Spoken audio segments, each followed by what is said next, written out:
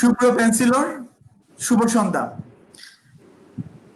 আমি আবার আপনাদের সামনে হাজির হলাম করোনা ভাইরাস কোভিড-19 নিয়ে কথাবার্তা বলার জন্য।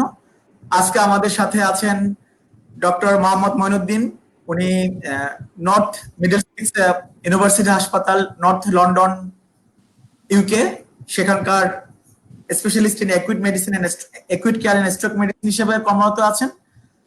আমার সাথে আছেন আরো ডক্টর তানভীর হোসেন রনি। উনি আছেন আল কামিল হেলথ সেন্টার সুর ওমানে। আছেন আমাদের নিপসম করোনা ল্যাবের ভাইরোলজিস্ট, জনস্বাস্থ্য বিশেষজ্ঞ এবং স্বাস্থ্য অর্থনীতিবিদ ডক্টর মোহাম্মদ জামাল উদ্দিন সাইফ। আর আমাদের সাথে আরো আছেন আপনাদের সবার প্রিয় মুখ, পেন্সিলের জনপ্রিয় অ্যাডমিন মাহফুজা বেগম, ডক্টর মাহফুজা বেগম স্নিগ্ধা। স্নিগ্ধা, তোমার সাউন্ড সিস্টেমের সমাধান হয়েছে? হ্যালো, শুনতে পাচ্ছ এখন? নিয়াজ, হ্যাঁ, এখন শোনা যাচ্ছে। Thank you Snigdha.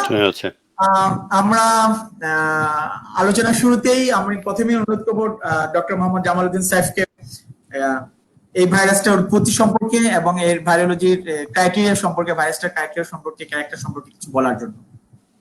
আচ্ছা, ধন্যবাদ সবাইকে। শুভ সন্ধ্যা। তো ভাইরাসের এই মুহূর্তে যে উৎপত্তি অথবা এর যে মানে কোত্থেকে এটার আবির্ভাব হলো, এই বিষয়টা আসলে আমরা অনেকেই এটা নিয়ে ট্রল করি, বিভিন্ন রকম কথাবার্তা শুনে থাকি। তো বিভিন্ন রকম বিতর্কে জন্ম নিচ্ছে। তো আমরা যদি সিম্পলি এটার আবির্ভাব, আমার কথা শুনতে পাচ্ছেন না? হ্যালো, শুনতে পাচ্ছেন? হ্যালো, শোনা যাচ্ছে এখন? সবাই শুনতে পাচ্ছেন? আচ্ছা আচ্ছা, আমার মাইকটা সামনে রাখতে হবে। তো ভাইরাসের এই যে উৎপত্তি এবং এটার যে আবির্ভাব, এই নিয়ে যে বিতর্কগুলি রয়েছে, আমরা আসলে ওই বিষয়ে যদি আমরা বেশি সময় ক্ষেপণ করি, তো আমাদের ভাইরাস থেকে যে এখন বাঁচতে হবে, ভাইরাস থেকে আমাদের এখন ভাইরাস থেকে যে আমাদের বাঁচতে হবে, ভাইরাস থেকে যে আমাদের এই মুহূর্তে এই যে যা করণীয়, সে বিষয়গুলির প্রতি আসলে গুরুত্ব কমে যাবে। এই জন্য আমি খুব বেশি ইনডেপথ আলোচনা করব না বা শুরু করব না। আমরা যেটুকু বলতে চাই সেটা হচ্ছে এই ভাইরাসটি নিয়ে অনেক মিথ এবং অনেক গুজব প্রচলিত আছে। হ্যালো, আমি শুনতে পাচ্ছি। আমি শুনতে পাচ্ছি। আচ্ছা, আমি কি কন্টিনিউ করব?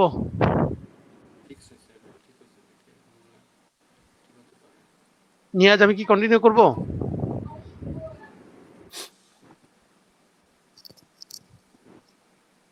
নিয়াজ, হ্যালো। হ্যাঁ, আমি নিয়াজকে শুনতে পাচ্ছি। হ্যাঁ, স্নিগ্ধাকে আমি শুনতে পাচ্ছি। আচ্ছা, আমিও পাচ্ছি। আচ্ছা, আমি বলি এর মাঝখানে যদি আমি আসলে কিছু শুনতে পাচ্ছি না, বুঝলাম না। আমি আপনাকে শুনতে পাচ্ছি। আমার এখানে প্রবলেম কিনা।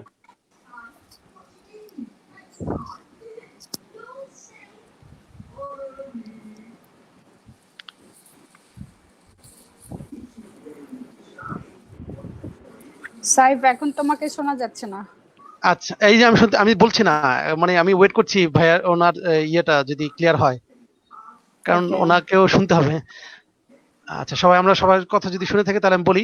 তো ভাইরাসটি হচ্ছে একটি রেসপিরেটরি ভাইরাস। তো এই ভাইরাসটি এই করোনা ফ্যামিলি, করোনা ভিরিডি যে ফ্যামিলি বলা হয়, এই ফ্যামিলির একটা ভাইরাস। তো এটা সিম্পলি একটা ভাইরাস ছাড়া তেমন কিছুই না।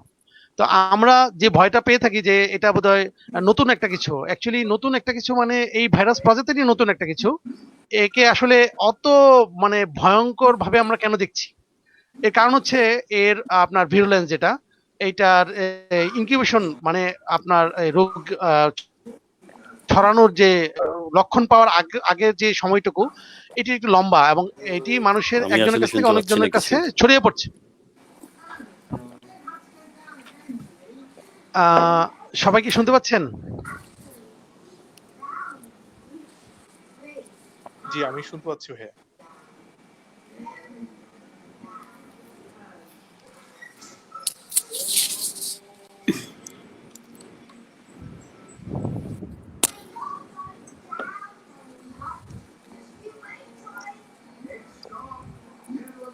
আমি কি বলবো?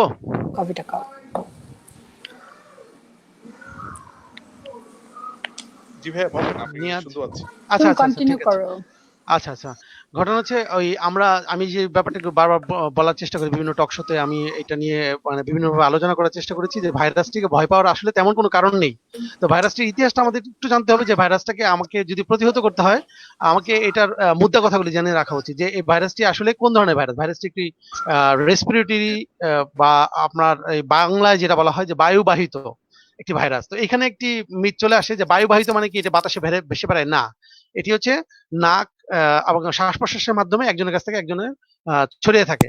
তো রেসপিরেটরি ভাইরাসের অনেক যে সকল সদস্য আছে তাদের চাইতে এটি একটু ব্যতিক্রম। ব্যতিক্রমটা কিরকম, যে এটি হচ্ছে একদম নতুন একটি রূপ নিয়ে আবির্ভাব হয়েছে। একটি করোনা যে ভাইরাসগুলি এ পর্যন্ত পৃথিবীতে এসেছে, যে সদস্যগুলো আমরা পেয়েছি, তার মধ্যে থেকে এটি একটু নতুন ভাবে মানুষের সংক্রমিত হচ্ছে।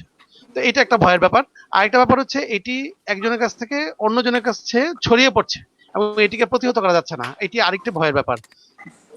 তৃতীয় যে ব্যাপারটি সেটি হচ্ছে এই ভাইরাসটির বিরুদ্ধে এখন আমাদের বডিতে মানে আমাদের শরীরে রোগ প্রতিরোধ ক্ষমতা তৈরি হয়নি, যেহেতু এটি নতুন। অতএব আমরা কেউই যারা এক্সপোজড হইনি তাদের কাছে এটি একেবারেই নতুন। মানে যদি সংক্রমিত হই তাহলে ভাইরাসটি আমার শরীরে বা মানব শরীরে কি করে সে বা এটার যে ভিরুলেন্স, এটার এক্সটেন্ট অফ ভিরুলেন্সটা কি কি প্রকার হতে পারে, মানে এটার ক্ষয়ক্ষতির পরিমাণটা কি রূপ হতে পারে সেটি প্রেডিকশন করা এই মুহূর্তে যায়নি। আমরা যেটুকু দেখতে পাচ্ছি সেটুকু হচ্ছে বিশ্বের যে পরিস্থিতি, এই পরিস্থিতি দেখে আমরা আন্দাজ করছি যে এটি কোন দেশে কিরকম প্রভাব করছে, কতগুলি মানুষকে এটি এফেক্ট করতেছে, কতগুলি মানুষের মৃত্যু হচ্ছে, কতগুলো মানুষ সুস্থ হচ্ছে, ঠিক এই ব্যাপারগুলি। আরেকটি ব্যাপার হচ্ছে যেহেতু এটি নতুন, এটির আপনার ভ্যাকসিন এখন পর্যন্ত নেই। যদিও আমরা জানি যে সিজনাল এক একটা ভ্যাকসিন আমরা পেয়ে থাকি, কিন্তু সেটিরও সময়, ভ্যাকসিন নিয়ে কথা বলার এখন আমাদের সময় নেই। কারণ এই মুহূর্তে যদি ভ্যাকসিনের কথা বলি তাহলে আমাদেরকে রোগ আক্রান্ত করে এটা যা করার করে চলে যাবে। যতক্ষণে আমরা ভ্যাকসিনটা পাবো ততক্ষণে আমাদের তেমন কিছু করার থাকবে না। তো যাই হোক, ভাইরাসটি হচ্ছে রেসপিরেটরি ভাইরাস, সেটি মনে রাখতে হবে। এটি হচ্ছে বায়ুবাহিত ভাইরাস, যেটি হচ্ছে শ্বাস প্রশ্বাসের মাধ্যমে ছড়ায়। এবং অবশ্যই এটা মাথায় রাখতে হবে, সেটি হচ্ছে ভাইরাসটি বাতাসে ভেসে বেড়ায় না। ভাইরাসটিকে এক জায়গা থেকে এক জায়গায় মানে একজন থেকে আরেকজনের সংক্রমিত হতে হলে অবশ্যই এটাকে কিছুর উপর ভর করে তারপরে যেতে হবে। সেটি কিরকম, সেটি হচ্ছে আমরা যখন কথা বলি অথবা হাঁচি কাশি দেই তখন আমাদের মুখ থেকে ক্রমাগত মাইক্রো ন্যানো বিভিন্ন রকম ড্রপলেট মানে পানির কণা বেরোতে থাকে, যেগুলি আমাদের কথা বলার সময় অথবা হাঁচি কাশির সময় ছড়িয়ে পড়ে। এই ছড়িয়ে পড়ার ব্যাপারটি কিরকম, যে 3 ফিট দূরত্বের কথা বলা হচ্ছে। 3 ফিট দূরত্ব হচ্ছে মিনিমাম একটা ন্যূনতম দূরত্ব। এই ন্যূনতম দূরত্বটা হচ্ছে আমরা যদি মাস্ক পরি তাহলে আপনার কথা বলার সময় যেটুকু স্প্রেড হবে বা একজনের কাছ থেকে আরেকজনের ছড়ানোর যে পসিবিলিটিটা থাকে, সম্ভাবনা থাকে, সেটি প্রশমিত হবে। আর তারপরে যেটি হাঁচি কাশি, সেটি ম্যাক্সিমাম 16 ফিট বা 15 ফিট পর্যন্ত এই আপনার আমাদের যে মাইক্রো ন্যানো ড্রপলেটের মাধ্যমে এটি একজনের কাছ থেকে আক্রান্ত ব্যক্তির কাছ থেকে অনাক্রান্ত ব্যক্তিতে ছড়াতে পারে। সেই ক্ষেত্রে আমি যদি সোশ্যাল ডিস্টেন্সিং মানে আমি মিনিমাম 3 ফুট দূরত্ব মেনটেন করে এবং যদি মাস্ক পরি তাহলে আমি এর থেকে বেঁচে থাকতে পারি। তো জাস্ট ভাইরাসের যদি উৎপত্তির কথা বলা যায় তাহলে আমাদের মনে হয় এর মধ্যে লিমিটেড থাকা বেটার হবে। এর বেশি যেমন ধরেন এটি কে ছড়িয়েছে, কোন একটা আপনার যেহেতু এটা বায়োহ্যাজার্ডাস অর্গানিজম, এটি কোন ল্যাব থেকে স্প্রেড হয়েছে কিনা অথবা আপনার এটি ইচ্ছাকৃত না অনিচ্ছাকৃত, এই বিষয়গুলি নিয়ে আসলে বিতর্কে না জানানোটাই এই মুহূর্তে শ্রেয় হবে। নিয়াজ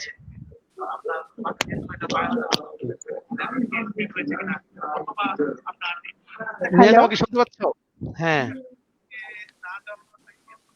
হ্যালো নিয়াজ, আমি আসলে ভাইরাস, হ্যাঁ নিয়াজ শুনতে পাচ্ছি না তোমাকে।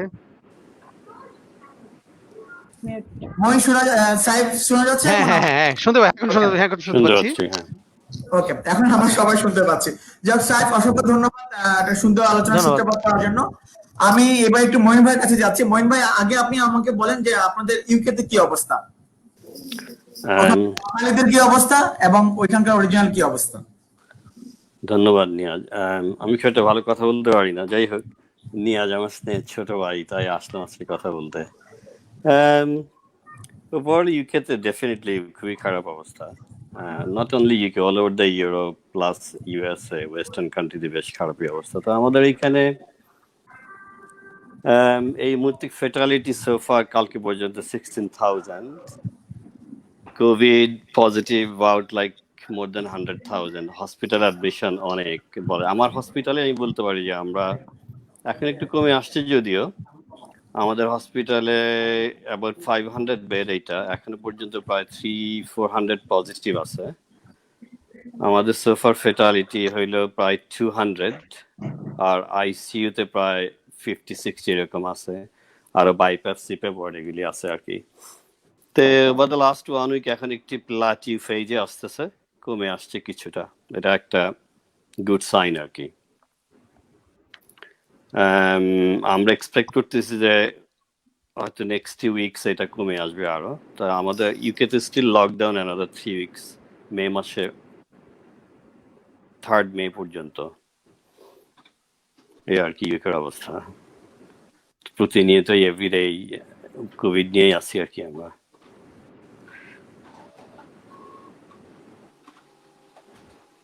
শুনতে পাচ্ছেন ইয়ান?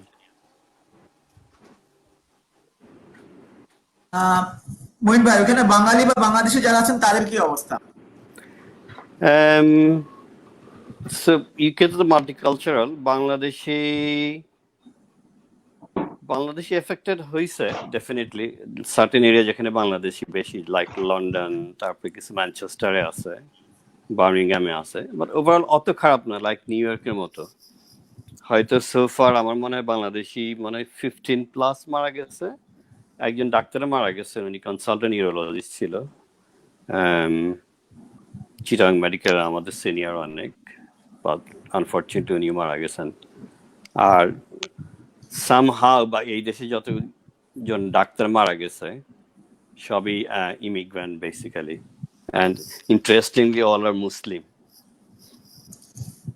এটা নিয়ে অবশ্যই যদি ওরা করতেছে যে ইনভেস্টিগেশন, যে ওয়াই ইন ইউকে, ইভেন আমেরিকাতে ওরা বলে বেইন, I mean black African minor ethnicity, ওদের কিন্তু কেস ফ্যাটালিটি অনেক হাই কম্পেয়ার টু দ্য সাদার মধ্যে, মানে ককেশিয়ানদের মধ্যে।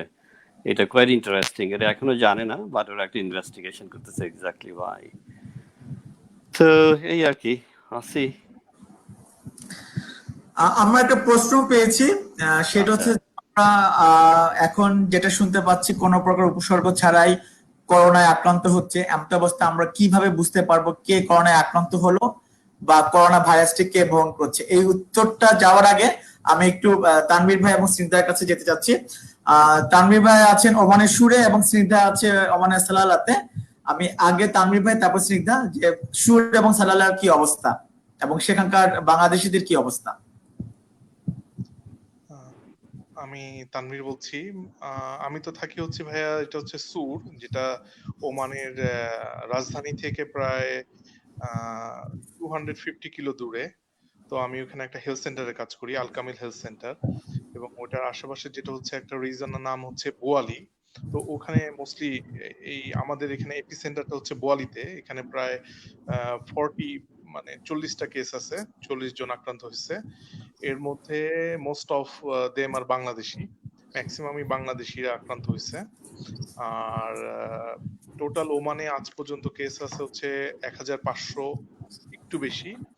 এর মধ্যে টোটাল মারা গেছে হচ্ছে 9 জন। Most of the case are Muscat related, মাস্কাটে সবচেয়ে বেশি কেস পাওয়া গেছে মাস্কাটে। এবং এর মধ্যে দেখা গেছে যে এখানে দুইটা ভাগ করছে ওরা, ওমানি এন্ড হচ্ছে এক্সপ্যাট্রিয়েট। তো মোস্ট অফ দ্য কেস আর এক্সপ্যাট্রিয়েট ইজ মোর। এই স্নিগ্ধা? হ্যালো, শোনা যাচ্ছে নিয়াজ? হ্যাঁ, শোনা যাচ্ছে। আচ্ছা, আসসালামু আলাইকুম সবাইকে। আমাদের এখানে আসলে সালালা, আমরা তো মাস্কাট থেকে 1080 কিলোমিটার দূরে, প্রায় 1100 কিলোমিটার। তো আমাদের এখানে তোমার যেটা ফার্স্ট কেস ডিটেক্টেড হয়েছিল, ওটা ছিল একজন কেরালার একজন লোক, এবং উনি ফার্স্টে নেগেটিভ আসে, তারপরে কিভাবে যেন আবার পজিটিভ ধরা হয় ওনাকে। তারপর দেখা যায় ওনার ছেলে এফেক্টেড এবং সবাইকে আইসোলেশন আর কোয়ারেন্টাইনে রাখা হয়। এই পর্যন্ত আমাদের এখানে টোটাল কেস হচ্ছে 9। তার মধ্যে মোস্টলি সবাই তোমার হয়ে গেছে, মানে কিউর হয়েছে।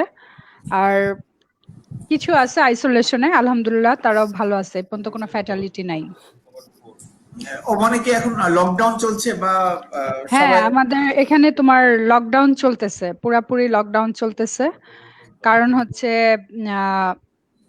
আমি একটু ভুল বলছি, আমাদের এখানে আসলে 10 জনের মধ্যে 4 জন রিকভার করে ফেলছে। লকডাউন চলতেছে এবং মানে আমরা কেউ মাস্কাটে ইন করতে পারবো না এবং মাস্কাট থেকে বের হওয়ার সমস্ত রাস্তা বন্ধ। আর আমাদের মার্চের মিড থেকেই লকডাউন শুরু হয়ে গেছে। আহ, আগে সিটি টু সিটি লকডাউন করা হয়েছে, কিন্তু মাস্কাটের সাথে হয়তো আশেপাশের মানে সিটিগুলির ছিল, যোগাযোগ ছিল। এটা কমপ্লিটলি অফ করে দেয়া হয়েছে তোমার এপ্রিলের 10th এপ্রিল থেকে সবকিছু ক্লোজ। আচ্ছা, তানভীর ভাই বলেছেন, মহিন ভাই বলেছেন যে যে দেশে সে দেশে যেতে অনেকে বাইরের এক্সপার্টিসরা মারা যাচ্ছেন। আমরা পাঠকের কমেন্ট দেখতে পাচ্ছি যে সুইডেনেও বিদেশিরা মারা যাচ্ছে বেশি সুইডিশদের তুলনায়। এটা কেন হচ্ছে এরকম সেটা আমরা জানবো। তার আগে আমরা আগের যে প্রশ্নটা করা হয়েছিল আমি ওপেন করছি আপনাদের সবার জন্য, যে কোন প্রকার উপসর্গ ছাড়া করোনা আক্রান্ত হচ্ছে এমন অবস্থায় আমরা কিভাবে বুঝতে পারবো যে কে করোনা আক্রান্ত হলো বা কে করোনা ভাইরাসটি বহন করছে? সেটা আমি বলবো। সাইফের কাছে যাচ্ছি। আচ্ছা আচ্ছা, আমি বলছি। তো ভাইরাসটি আসলে কাকে আক্রান্ত করেছে আর কে আক্রান্ত হয়েছে, কে অসুস্থ আছে, এটি বোঝার আসলে কোনো প্রকার উপায় নেই।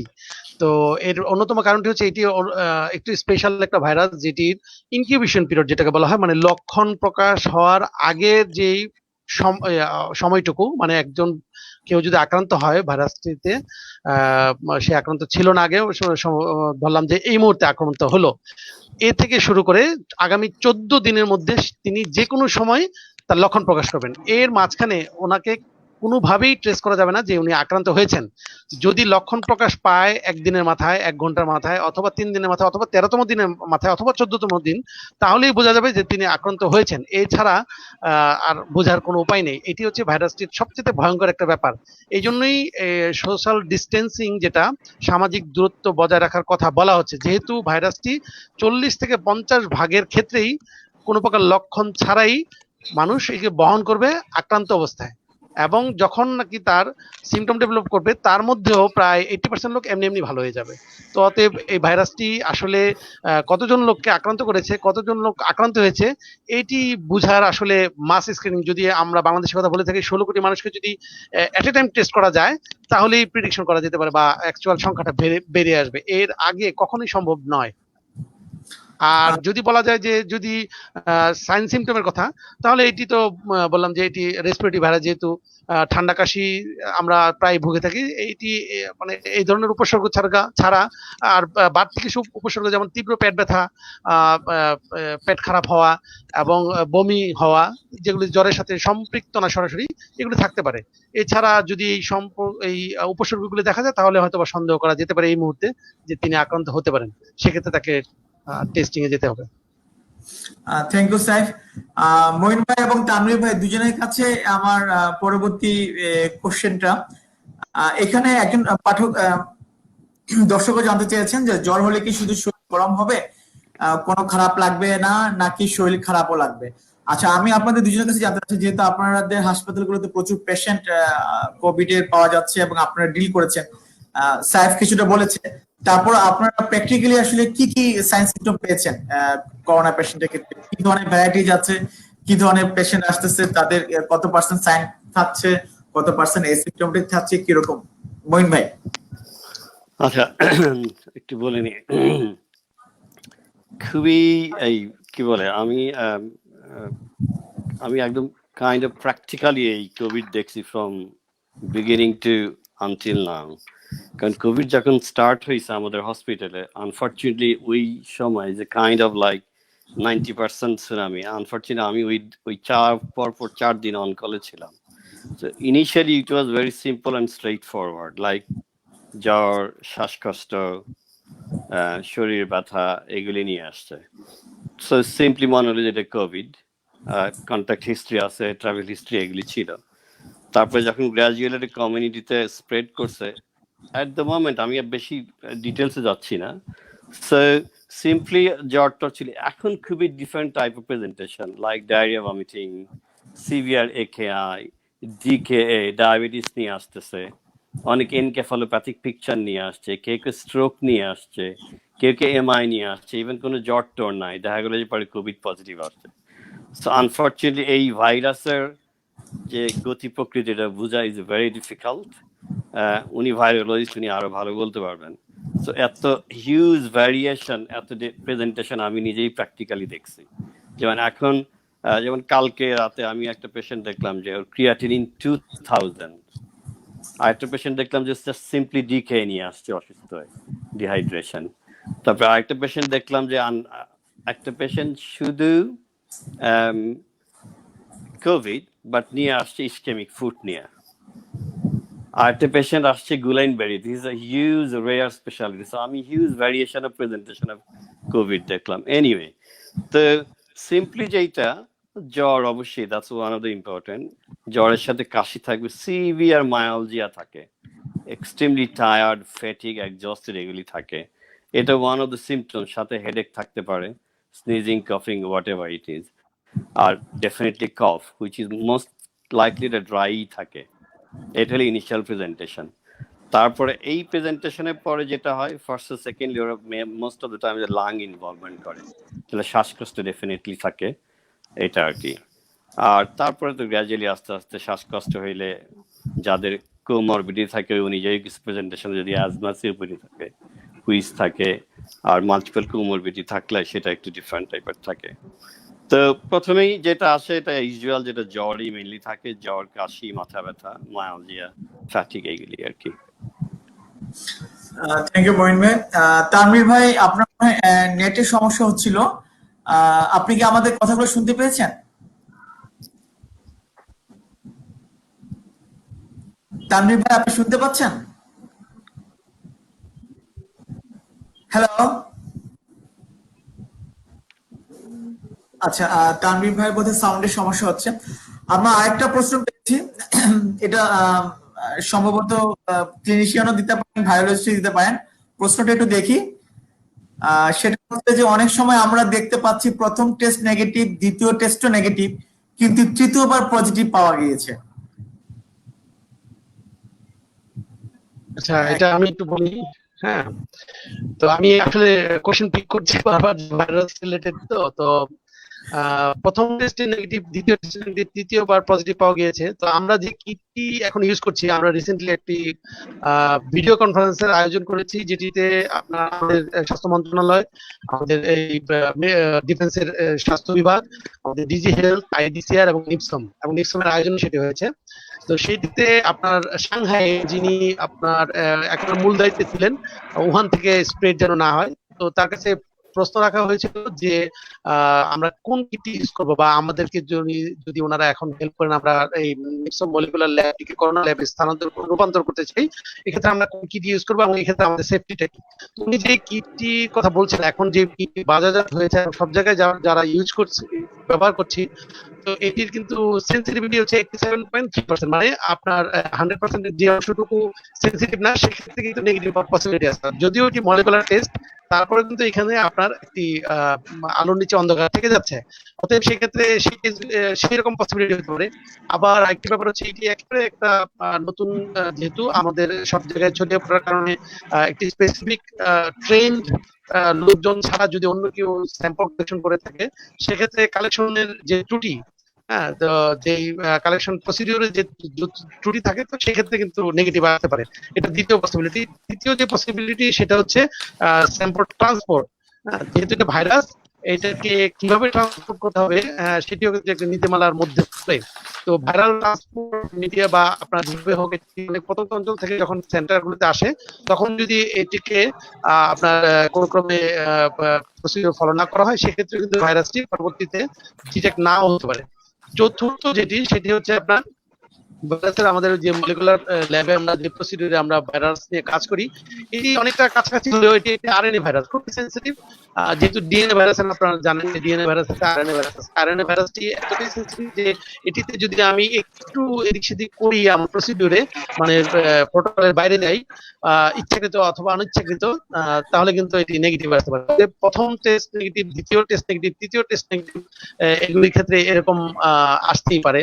তবে সেক্ষেত্রে সিমটম বা অন্য কিছু দেখে আপনার ফিজিশিয়ান সিদ্ধান্ত নেবেন যে আসলে কি করা উচিত। আর অ্যাকচুয়ালি ওই করোনা হলে তো তেমন কিছু করা থাকে না, তাকে যে সোশ্যাল ডিস্টেন্সিং মেনটেন করতে হবে, তাকে আপনার সিম্পল সিম্পটোমেটিক ট্রিটমেন্ট দিবে, আর পরবর্তীতে তাকে একটু সেপারেশন করে রাখবে, এর বেশি কিছু না। মহিন ভাই বা তানভীর ভাই বা স্নিগ্ধার সাথে কিছু অ্যাড করতে চাচ্ছেন? আসলে ভাইরালোইডসটা ভালো বলতে পারছে exactly why second time third time negative আসে কেন, টু বি অনেস্ট আমরা জানি না এটা ভালো মতো। জি ভাই, আমি কিন্তু কথা ভালো শুনতে পাচ্ছি না। হ্যাঁ তানভীর ভাই, আপনি কি শুনতে পাচ্ছেন আমাদের কথা? হ্যালো তানভীর ভাই, আপনি শুনতে পাচ্ছেন আমাদের কথা?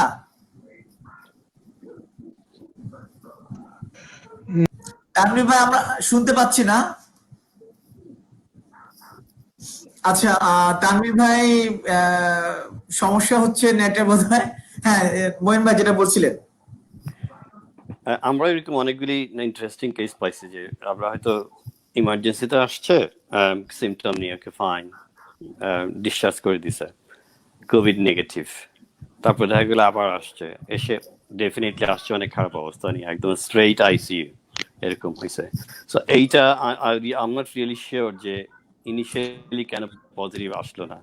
এখন could be different related with the maybe incubation. অনেকের যেমন incubation period is too early, কারো 2 দিনের মধ্যে incubation symptom দেখা দিতে পারে, কেউ up till 14 days, but still I think virologists can give us a better answer যে exactly why these things are happening, যে 7 দিন প্রথমবার নেগেটিভ, তারপর নেগেটিভ, false negative definitely আসে, but there is no false positive. আমার মানে virologist উনি বলতে পারবেন যে এটার মধ্যে কোনো ফ্যালাসি, টেকনিক্যাল এরর অথবা ডিলের কোনো ব্যাপার আছে কিনা, বা ল্যাব এরর আছে কিনা যে ওয়াই ফলস নেগেটিভ। আমি এটা ওনার কাছে রাখলাম প্রশ্নটা। আচ্ছা, আমি আবার একটু ক্লিয়ার করি। আচ্ছা, হ্যাঁ হ্যাঁ আমি ক্লিয়ার করি। ব্যাপারটা হচ্ছে ওই যেটা বললাম যে যেহেতু ভাইরাস এবং এটি দেশব্যাপী ছড়িয়ে পড়ার কারণে আমরা বিভিন্ন জায়গায় যে করোনা ল্যাবগুলি স্থাপনের জন্য সরকার সিদ্ধান্ত নিয়েছে, আমি আমার বাংলাদেশের প্রেক্ষিতে বলছি, তা আমরা যেটা ফেস করছি সেটা হচ্ছে ট্রেন পার্সন দিয়ে স্যাম্পলগুলি কালেকশন করা হয়তো যাচ্ছে না, যাওয়া উচিত। সেক্ষেত্রে কিন্তু ভাইরাসটা মিসিং হতে পারে। যেমন এটা কোত্থেকে কিভাবে কালেকশন করবে, এবং আপনার পয়েন্ট থেকে যদি কালেকশন না করা হয় তাহলে দেখা যাবে যে এটি নেগেটিভ আসতে পারে। যেটি যে বললাম যে ভাইরাল মিডিয়া যেটার মধ্যে করে আমরা ভাইরাসটা নিয়ে আসবো, সেক্ষেত্রে বিভিন্ন রকম প্রসিডিউর আছে, যেমন লাইসেন্স ব্যাপার বলি আমরা, যেটার মধ্যে যে ভাইরাসটি একেবারে সাথে সাথেই নষ্ট হয়ে যাক, সেক্ষেত্রে আমাদের কোনো সমস্যা না, আমরা ডিটেক্ট করতে পারি। ভাইরাসটা আনাম আসুক অথবা নষ্ট অবস্থায় আসুক, আমরা ভাইরাসটাকে ডিটেক্ট করতে পারবো। যদি সেখানে ভাইরাসই না থাকে সেখানে আমরা ডিটেক্ট করার কোনো পসিবিলিটি নেই। তৃতীয় যেটি সেটি হচ্ছে মলিকুলার ল্যাবে যেহেতু আরএনএ ভাইরাস, এটিকে হ্যান্ডেল করতে হবে খুবই টাইমলি। মানে যদি আমি একটু এদিক সেদিক করে টেম্পারেচারের আপনার যদি ব্যত্যয় ঘটাই, তো সেক্ষেত্রে কিন্তু আমি পজিটিভ পাবো না। যেহেতু আমি একটু বলে রাখি যে আমরা যখন আমাদের ভাইরোলজিস্ট যারা আছে, ভাইরাস নিয়ে কাজ করেছি, আমরা যেসব কিট ইউজ করেছি, আমাদের জাস্ট শুধুমাত্র সিসিস পার্টি এটা করছে। আমরা যদি 250 স্যাম্পল নিয়ে কাজ করি, সেক্ষেত্রে যে পরিমাণ কিট ইউজ করি সেগুলির অর্থনৈতিক যে সংশ্লিষ্ট সেটা প্রায় 3 লক্ষ 3.5 লক্ষ টাকা লেগে যায়। মানে যে কিটগুলো আমরা ইউজ করি খুব ব্র্যান্ডেড কোম্পানিগুলো, আমি নাম মেনশন করব না, সেসব ব্র্যান্ডেড কোম্পানির আপনার সেন্সিটিভিটি হচ্ছে প্রায় অ্যাপ্রক্সিমেটলি 100 এর কাছাকাছি, 99 বা তার বেশি। তো এই ক্ষেত্রে আমরা এখন যেটি ইউজ করছি সেটি একমাত্র চাইনিজ প্রোডাক্ট, এবং চাইনিজ প্রোডাক্ট বলে যে খারাপ হবে তা না, এটি খুব দ্রুততম সময়ের মধ্যে কিটগুলি ডেভেলপ করা হয়েছে। এগুলির ওরা নিজেরাই স্বীকার করেছে যে এটি 87.3% হচ্ছে সেন্সিটিভিটি। এক্ষেত্রে কিন্তু আমার নেগেটিভ আসতে পারে। তো পেশেন্ট যদি প্রথমে নেগেটিভ হয়, পরবর্তীতে নেগেটিভ হয়, থার্ড নেগেটিভ হয়, তিনটা ডিউরেশনটা অ্যাকচুয়ালি জানা উচিত যে কতটুকু ডিউরেশনে উনি তিনটা টেস্ট করেছেন। যদি শর্ট ডিউরেশন হয় তাহলে এই টেকনিক, ফল্টি টেকনিকগুলি কাজ করবে। আর যদি বলা হয় যে না উনি 3 দিন বা 5 দিন একবার টেস্ট করেছেন, তাহলে কিন্তু এখানে চিন্তার বিষয় যে ব্যাপারটি কেন এরকম হচ্ছে। ধন্যবাদ। আচ্ছা, আমার একটা প্রশ্ন। আমাদের মানে আমরা ওমানে থাকি, আমাদের ওমানে প্রতিটা ডক্টরকে এবং হেলথ সেন্টার ডক্টরদেরকেও বারবার করে কিভাবে মানে সব কালেকশন করতে হবে, কিভাবে স্পেসিমেন কালেকশন করতে হবে, অন্যান্য হেলথ কেয়ার টেকনোলজিসদের সাথে সাথে ওনাদেরকেও বারবার এটা শেখানো হচ্ছে। এক্ষেত্রে বাংলাদেশের কি অবস্থা? মানে বাংলাদেশে স্পেসিমেন কালেকশনের, স্যাম্পল কালেকশনের জন্য কোথায় কারা শিখাচ্ছে বা কাদেরকে শেখানো হচ্ছে? এখানে আমার একটা প্রশ্ন ছিল যে এক মিনিট আনসারটা দেওয়ার আগে আমি একজনের সাথে পরিচয় করে দিতে চাচ্ছি। আমাদের মাঝে জয়েন করেছে ডক্টর তাসনুবা আদিন। উনি কক্সবাজারে আছেন কনসালটেন্ট হিসেবে। আমরা ওনার কাছ থেকে কক্সবাজারের অবস্থা সম্পর্কে জানবো এবং সাথে উনি খুব সুন্দর গান গাইতে পারেন। খালি কথা শুনবো আমরা। তবে তার আগে আমরা শ্রীদের কাছ থেকে আরেকটা জিনিস জানতে চাইবো যে লকডাউনে তারা কিভাবে সময় কাটাচ্ছে এবং তারও আগে শ্রীদের প্রশ্নের উত্তরটা সাইড দিবে। আচ্ছা, আমরা দেখতে পাচ্ছি আমাদের একজন আলোচক তানভীর ভাই বোধহয় নেট কানেকশনের খুব ঝামেলার জন্য উনি একবার যাচ্ছেন একবার বের হচ্ছেন। আমরা ওয়েট করবো যে উনি যাতে তাড়াতাড়ি চলে আসতে পারেন। আচ্ছা, আমার যেটুকু বলার সেটা হচ্ছে আমরা আসলে এই ব্যাপারটিতে কিছুটা লেট করেছি, সেই জন্য প্রস্তুতি ছিল না। আমাদের ট্রেন্ড পার্সনদের আমরা হাতে কলমে শেখাতে পারছি না। আমরা যেটা করছি সেটা হচ্ছে সম্ভবত নেট বেসড, ওয়েব বেসড প্রশিক্ষণ হচ্ছে। ওয়েব বেসড প্রশিক্ষণ হওয়ার কারণে এবং যারা কালেক্ট করতেছে তারা হচ্ছে সিটি বলে, মানে কমিউনিটি হেলথ কেয়ার প্রোভাইডার, যারা কিন্তু আসলে মানে গ্রাম্য ডাক্তার বলা যায়। হ্যাঁ, তো তাদের মাধ্যমে স্যাম্পল গুলি সম্ভবত ম্যাক্সিমাম জায়গায় কালেকশন করা হচ্ছে। আর বাকি কিছু জায়গায় হয়তো বা মেডিকেল টেকনোলজিস্টরা যুক্ত থাকতে পারেন বা সেই টিমে থাকতে পারেন, সেক্ষেত্রে কোয়ালিটি খুবই ভালো হবে। কিন্তু বাকি ম্যাক্সিমাম ক্ষেত্রে আমাদের আসলে স্যাম্পল কালেকশন প্রসিডিউরটা আপনাদের মনে না। একটা ইম্পর্টেন্ট ব্যাপার। হ্যালো, নিয়াজকে শুনতে পাচ্ছি না। আমি একটু সবাইকে অনুরোধ করব যে প্রত্যেকেই মাইক্রোফোনটা যদি একটু মিউট করে রাখে তাহলে মনে হয় কথা আরো একটু ক্লিয়ার শোনা যাবে। যখন যে কথা বলবে সে আনমিউট করে কথা বললে হবে আর কি। সবাই যদি মাইক্রোফোনটা মিউট করে রাখে তাহলে সুবিধা হবে। কথা বলার সময় জাস্ট আনমিউট করলে হবে। আচ্ছা, এরপরে শ্রীনিতার কাছে জানতে চাচ্ছিলাম যে শ্রীনিতা লকডাউনে কি করা হচ্ছে? আচ্ছা, আমার হাজবেন্ড হচ্ছেন প্র্যাকটিশিয়ান, এখানে প্র্যাকটিস করতেছেন। উনি আছেন অ্যানেস্থেশিয়া ডিপার্টমেন্টে। এখন ওনার আইসিইউতে ডিউটি। তো আইসিইউতে ডিউটি যেহেতু, তো আমাদের বাসায় আইসোলেশন, কোয়ারেন্টাইন এগুলো কিছুই আসলে মেনটেন হচ্ছে না। কারণ ওকে অফিসে যেতে হচ্ছে, প্রতিদিন ডিউটি করতে হচ্ছে, 24 আওয়ার্স করতে হচ্ছে, অনেক ধরনের পেশেন্টকে ডিল করতে হয়। তারপরেও আমরা সবাই, আমাদের বাচ্চারা সব স্কুল বন্ধ, ওদের অনলাইন ক্লাস চলতেছে। সকাল থেকে আমিও বাচ্চাদের সাথে স্কুল করি, একদম 7টা থেকে শুরু হয় আমার স্কুলিং। তার মধ্যে মধ্যে ওদের নাস্তা টাস্তা প্রিপারেশন।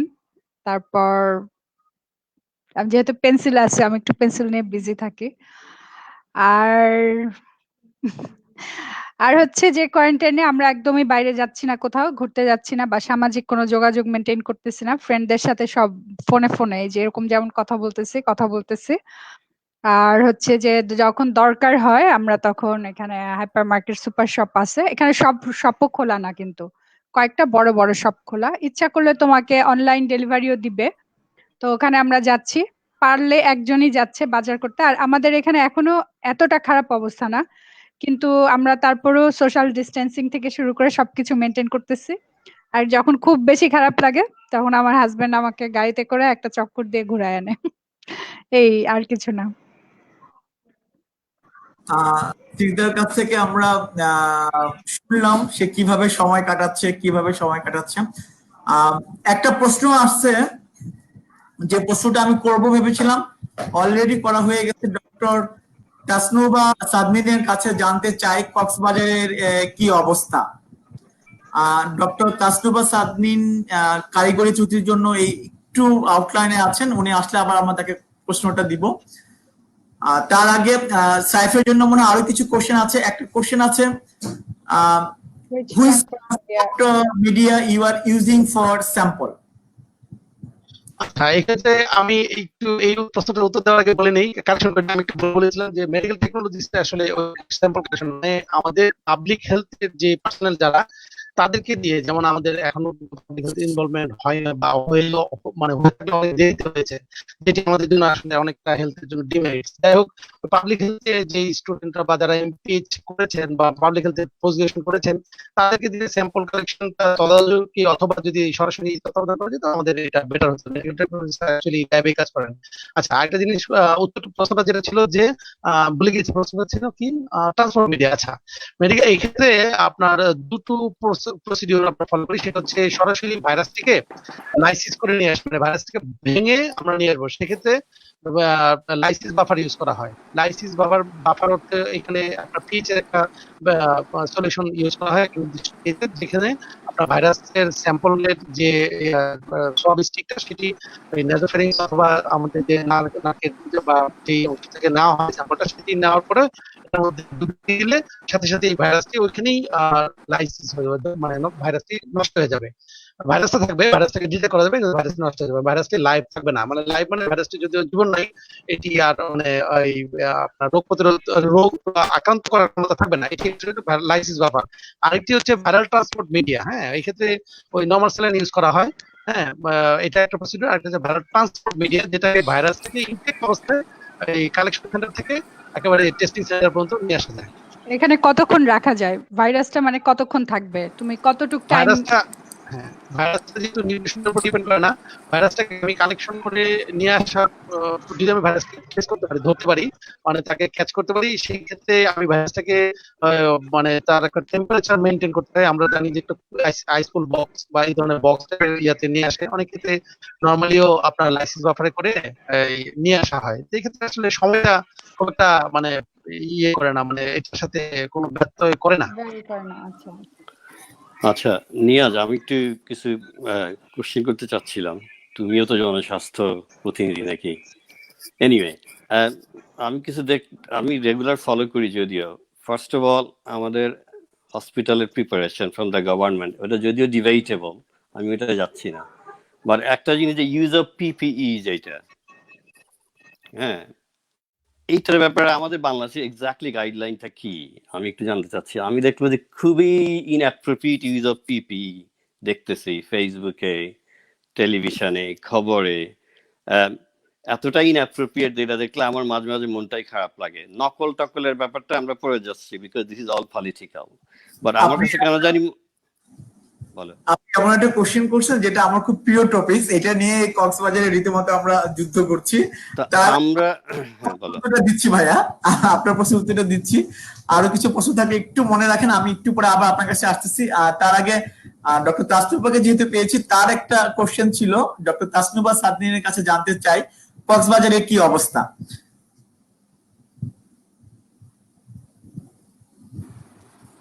ভাইয়া, কক্সবাজারে আমরা যদি বলি যে কোয়ারেন্টাইন নিয়ে মানুষের মধ্যে, জনগণের মধ্যে যে তাদের মধ্যে যে সচেতনতা, সেটার খুবই অভাব। তো যদিও বলা হচ্ছে যে বাসায় থাকার জন্য, লোকজন একদমই মানতে চাইছে না। দুর্ভাগ্যজনকভাবে পুরো দেশেই এটা চলছে। কক্সবাজারে একটু আরবান সাইডে হয়তো, মানে এইদিকে শহরের দিকে একটু পুলিশের যে টহল সবসময় চলছে, এই কারণে বাধ্যগতভাবে হয়তো অনেকে এটা মানছেন, কিন্তু একটু রুরাল সাইডের দিকে একদমই সেটা মানা হচ্ছে না। আর যেটা বলি যে এতদিন আমাদের টেস্টের যে সুবিধাটা সেটা ছিল না। কিছুদিন হয় আমরা টেস্ট এখানেই হচ্ছে কক্সবাজার মেডিকেল কলেজে। তো একজন পেশেন্ট পরশুদিন অথবা এর আগের দিন একজন পেশেন্ট মারা গেছেন। তো ওনাকে নিয়ে বেশ একটা রিউমার সৃষ্টি হয়েছিল যে উনি করোনা পজিটিভ কিনা। তো আসলে উনি আদৌ পজিটিভ ছিলেন না। উনার স্যাম্পল নেওয়া হয়েছিল, স্যাম্পল হয়তো পরের দিন আসছিল। কিন্তু আমি আসলে ফোকাস করতে চাচ্ছি মেনলি যে সোশ্যাল যে ট্যাবুগুলো এখানে দেখা যাচ্ছে মানুষের মধ্যে, যে কমিউনিটি যে অ্যাওয়ারনেসের যে অভাবটা। হ্যাঁ, কিছু এই যে এই পেশেন্টটা আমার পরিচিত ছিলেন, আমার আম্মার স্টাফের ওয়াইফ ছিলেন উনি।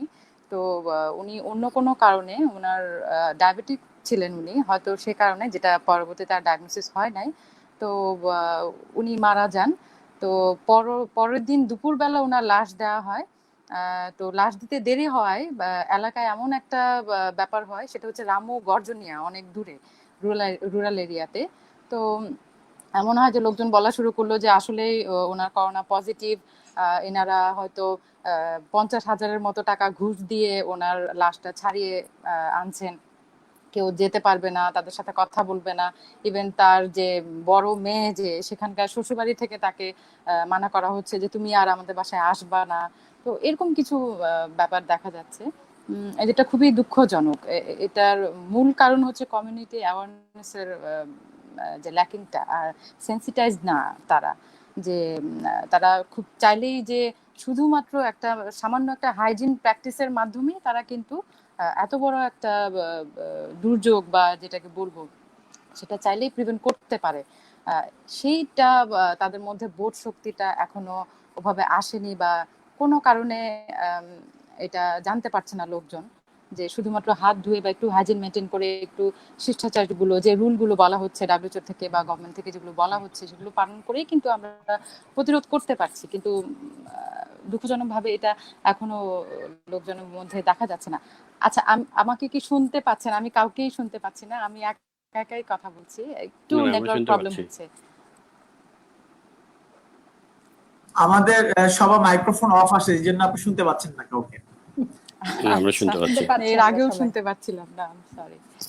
তো এরকমই চলছে। আর যেহেতু এসআরএইচ নিয়ে আমি কাজ করছি এসআরএইচ এক্সপার্ট হিসেবে, তো একটা কথা বলতে চাই যে শুধুই কক্সবাজার না, আমাদের পুরো সবখানেই মেয়েরা কিন্তু, ওমেন আর গার্লসরা কিন্তু খুবই ভালনারেবল একটা পজিশনে আছে। হ্যাঁ, এটা যদি তাদের মেন্টাল হেলথের ক্ষেত্রে বা যদি বলি যে ডোমেস্টিক ভায়োলেন্সটা কিন্তু বেড়ে যাচ্ছে। হ্যাঁ, বিভিন্নভাবে মানুষ অনেক সময় ধরে আমরা লকডাউনে আছি বা বেরোতে পারছি না, বা যাদের ইনকাম ছিল ইনকামটা কমে গেছে বা একদম নাই হয়ে গেছে, যাদের ছোটখাটো ব্যবসা ছিল তারা কিছুতেই এখন ইকোনমিক্যালি সলভেন্ট না। এইসব সমস্ত কিছু ফ্রাস্ট্রেশন গুলো যাচ্ছে তার বেটার হাফের উপর, সেটা হচ্ছে ওমেন বা ওয়াইফ যিনি। তো ডোমেস্টিক ভায়োলেন্স বেড়ে যাচ্ছে, সেটা ফিজিক্যালি হোক ভার্বালি হোক, অ্যাবিউজ বেড়ে যাচ্ছে। এটা আমাদের সবার একটু নজর দেওয়া উচিত। আর প্রেগনেন্ট যারা আছেন, অনেকেই প্রেগনেন্সি আগে থেকে অথবা নতুন করে অনেকে প্রেগনেন্ট হচ্ছেন, সেই ক্ষেত্রে কতটুকু হয়তো নিয়াজ ভাই ভালো বলতে পারবেন। তবে আমার খুব কনসার্নের বিষয় যে এই আর্লি প্রেগনেন্সিতে এখনো পর্যন্ত এভিডেন্স বেসড কোনো ডাটা পাওয়া যায়নি যে করোনার ইফেক্ট, বাট লেট প্রেগনেন্সিতে অবশ্য মানে কনজেনিটাল অ্যানোমালিজ বা ডেলিভারির সময় যে প্রোডাক্ট এক্সপেলড হয় সেগুলোতে করোনা ভাইরাসের উপস্থিতি পাওয়া যায়নি। তবে এই ক্ষেত্রে ডেলিভারি সার্ভিস দিতে হেলথ কেয়ার প্রোভাইডাররা কতটুকু কনফিডেন্ট সেটা জানার বিষয়। কারণ একজন মা অবশ্যই একদম হাইয়েস্ট কোয়ালিটি সার্ভিস পাওয়ার জন্য দাবি রাখেন বা অধিকার রাখেন, এটা তার রাইট। তো আশা করব সবাই হয়তো এদিকে একটু নজর দিবে। ধন্যবাদ ডক্টর কাস্তবা। নিয়াজ, আমি মহিন ভাইয়ের প্রশ্নের উত্তরে না, তার আগে আমি আরেকটা ভুলে যাবো। আমাদের দুইটা জিনিস কিন্তু একটু ডিফারেন্ট, একটা হলো লকডাউন, একটা হলো কোয়ারেন্টাইন। দুইটা কিন্তু দুইটা ডিফারেন্ট ওয়ার্ড মিনিং করে। আমরা কি বুঝি যে what is lockdown and what is quarantine? এটা আমি তোমাকে জানতে চাচ্ছি। এই ব্যাপারে তোমাদের কোয়ারেন্টাইনের ব্যাপারে কি ধরনের গাইডলাইন দিছো? Lockdown is completely different issue. আচ্ছা, মানুষ কিন্তু দুটাকে মিক্স আপ করে। আমি আপনার দুইটা প্রশ্নের উত্তর দিয়ে তারপরে আমরা গান শুনতে যাব। আর তার আগে আমি আরেকটা, ওই যে বললো যে ডেলিভারি ক্ষেত্রে, এনিওয়ে এই অল ওভার দ্য ওয়ার্ল্ড একটা সার্ভিসই কোনো হসপিটালে বন্ধ করে নাই, সেটা হলো regarding maternity delivery. But all kind of out patient service, any kind of routine operation সব বন্ধ। কিন্তু এইটা বন্ধ কেন? আমাদের হসপিটালের প্রথম কেসেই আমরা পাইছিলাম যেটা ডেলিভারি কেস ছিল। মা ছিল এখানে 2 সপ্তাহ পরে ডেলিভারি হয়েছে। We don't know that it was a COVID. Then after that 2 weeks পরে মা হসপিটাল আইসিইউতে ভর্তি হয়েছে তখন আমরা পাইছিলাম যে COVID positive. That was the first case in our hospital. আর আমাদের হসপিটালের second highest case cross the UK. তো মাকে পরে এনিওয়ে আইটিইউ ছিল, একমুদি ভালো হয়েছে, বাচ্চার কিছু হয় নাই। তো maternity service in no way close anyway, এটাই একমাত্র ওপেন রাখছে এভরি হসপিটাল। আর all medical now routine, any kind of surgical operation, any kind of outpatient service সব বন্ধ। Anyway, নিয়াজ, এবার তোমার প্রশ্ন। আবার আপনার প্রশ্নের উত্তরে ফার্স্টে বলছি পিপিএ ব্যাপারে। পিপিএ ব্যাপারে আপনারা জানেন যে শুধু বাংলাদেশ না, ওয়ার্ল্ড ওয়াইড নিয়ে শর্টেজ আছে। যে কারণে হ্যালো, হ্যাঁ, যে হ্যাঁ, কারণে ঠিক আছে। আমাদের ডাব্লিউএইচও থেকেও রেশনাল ইউজ অফ পিপিএ বলা হয়েছে যে যাতে যে জায়গাটা ন্যূনতম পক্ষে পিপিএ লাগবে সেই জায়গাগুলো যাতে আমরা পিপিএ ইউজ করি। পিপি ইউজ করার ক্ষেত্রে যেটা আমাদের একটা প্রথম যে ভুল ধারণাটা হচ্ছে সেটা হচ্ছে যে আমরা যখন 3-4 বছর আগে যখন ইবোলা আউটব্রেকটা হচ্ছিল তখন দেখা গেছে যে সবাই কভারঅল, মাস্ক, গাউন সবকিছু পরে একেবারে নাসাতে যেরকম যায় মানুষজন চন্দ্র অবস্থা ছিল। এর একটা কারণ ছিল যে ইবোলাটা আপনারা জানেন যে বডি ফ্লুইডের মাধ্যমে ছড়ায়, বাট করোনার ক্ষেত্রে কিন্তু সেটা না। করোনা তো ছড়াচ্ছে শ্বাসতন্ত্রের মাধ্যমে। যখন সে আক্রান্ত ব্যক্তি যখন শ্বাস তখন 1 মিটার বা 3 ফুটের মধ্যে যদি কেউ থাকেন সে শ্বাসটা নিলে অথবা ডিরেক্ট যেটা বলে যে ফোমাইটের মাধ্যমে ছড়াতে পারে। জীবাণুটা যদি ওই ড্রপলেটটা ভেঙে গিয়ে যদি জীবাণুটা কোনো সারফেসের উপর পড়ে এবং সেটা যদি কেউ হাত দিয়ে টাচ করার পর সাবান পানি দিয়ে হাতটা না ধুয়ে যদি তার নিজের চোখ মুখ নাক স্পর্শ করে সেক্ষেত্রে হতে পারে। তো যে কারণে হয় কি পিপিএ এর প্রথম ভুলটা হচ্ছে এটা যে আমরা 4 বছর আগে দেখেছি ইবোলার সময় এক ধরনের পিপিএ পড়তে, এবং এইখানটায় আরেকটা মেন একটা ব্যাপার ছিল যে ঠিক মতো আসলে প্রথম দিক থেকে বলা হয়নি যে কি পিপিএ পড়তে হবে, কাদের পড়তে হবে। যে কারণে দেখা গেছে যাদের পিপিএ কোনো প্রয়োজনই নাই তাদেরকে আমরা একদম ফুল নাসা শুট পরে তাদেরকে দেখছি আমরা রাস্তাঘাটে অফিস আদালতে করতে, অথচ যাদের পিপিএ খুবই প্রয়োজন তারা পিপিএ পায় নাই। মানসম্মত আপনি বলেন যে মানসম্মত তো পরের ব্যাপার, সেটা নিয়ে আমরা আজকে আসলে কথা না বলি। যেটা হচ্ছে যে আমরা পিপিএ টা পর্যাপ্ত পরিমাণে পাওয়া যায় নাই। এখন অবশ্য চেষ্টা করা হচ্ছে গভর্নমেন্টের পক্ষ থেকে পিপিএ দেওয়ার জন্য। যেটা আপনি বলেন যে পিপিএ টা কাদের দরকার এবং কি পরিমাণ পিপিএ দরকার। ফার্স্ট যদি আমরা বলি যে প্রথম যেটা নিয়ে বেশি কথা হচ্ছে যে মাস্ক, যে মাস্কের ভিতরে একটা হচ্ছে জেনারেল মাস্ক বা সার্জিক্যাল মাস্ক যেটা বলে, আরেকটা হচ্ছে N95 রেসপিরেটর। এবং এটা নিয়ে অনেকেরই ধারণা হচ্ছে যে N95 রেসপিরেটরই হতে পারে সমস্ত কিছু প্রিভেন্ট করবে, N95 না হলে চলবে না। এবং এই N95 এর জন্য সবাই হন্য হয়ে খুঁজে বেড়াচ্ছে, অরিজিনাল পাওয়া যাচ্ছে না, নকলটাই প্রচুর পরিমাণ টাকা দিয়ে কিনছে। অথচ N95 যে 100% করোনা ভাইরাস প্রিভেন্ট করতে পারবে সেটা না। ইনফ্যাক্ট কোন মাস্কই আপনার 100% করোনা ভাইরাস প্রিভেন্ট করতে পারবে না। মাস্কের সাথে আদার কি ইম্পর্টেন্ট কাজগুলো আছে যেমন হ্যান্ড হাইজিন, তারপর পিপিই গুলো এবং সোশ্যাল ডিস্টেন্সিং, আইসোলেশন, কোয়ারেন্টাইন যখন যা দরকার, মানে এই ধরনের সমস্ত প্রিকশন গুলো যদি না মানি তাহলে আসলে শুধুমাত্র মাস্ক দিয়ে কিছু হবে না। মাস্ক আমরা নর্মালি যেটা বলছি যে আমরা কয়েক ক্যাটাগরি পেশেন্ট কারা পড়বে, যাদের মধ্যে করোনার ভাইরাসের সাইন সিমটম গুলো পাওয়া যাবে তারা মাস্ক পরবে, সার্জিক্যাল মাস্ক সেটা, এন্ড নট N95। দ্বিতীয় ক্যাটাগরি হচ্ছে যারা সুস্থ কিন্তু বাসাতে করোনাতে আক্রান্ত কোনো ব্যক্তিকে সেবা দিচ্ছেন, তিনি মাস্ক পরবেন, সার্জিক্যাল মাস্ক পরবেন। আদারওয়াইজ যারা সুস্থ আছেন, যারা কোনো করোনা পেশেন্টের সংস্পর্শে যাচ্ছেন না, কোনো করোনা পেশেন্টকে সেবা দিচ্ছেন না, তাদের মাস্ক পরার কোনো প্রয়োজন নেই। 3 নম্বর হচ্ছে যেসব হেলথ কেয়ার ওয়ার্কার যারা ডিরেক্টলি হেলথ ফ্যাসিলিটিতে করোনা আক্রান্ত পেশেন্টদেরকে সেবা দিবেন, চিকিৎসা করবেন, তাদের মাস্ক পরতে হবে। এটাও general mask, surgical mask, not N95। N95 শুধুমাত্র তখনই পড়বে যখন কেউ আইসিইউতে, আপনারা জানেন যে অ্যারোসল জেনারেটিং প্রসিডিউর গুলো যদি করে, যেসব প্রসিডিউর যেমন সাপোজ ইন্টিউবেশন, ট্রাকিওস্টোমি, ব্রঙ্কোস্কোপি, এই ধরনের যে সাকশনিং, এই ধরনের যে প্রসিডিউর গুলো আইসিইউতে করা হয়, তাতে যেহেতু আমরা এখন পর্যন্ত বলছি করোনা ড্রপলেট মাধ্যমে ছড়ায়, কিন্তু যখন এইসব প্রসিডিউর গুলো করা হয় তখন সম্ভবত এয়ারবোর্ন হতে পারে। তো এই কারণে ওই মোমেন্টে ফিজিশিয়ান N95 রেসপিরেটর পড়বে। আদারওয়াইজ আমাদের WHO গাইডলাইন, ইভেন আমি আপনাদেরকে একটা ফাইল শেয়ার করছি আমাদের গভর্নমেন্টের গাইডলাইন, এটা হলে আরো সবাই ক্লিয়ার হবে।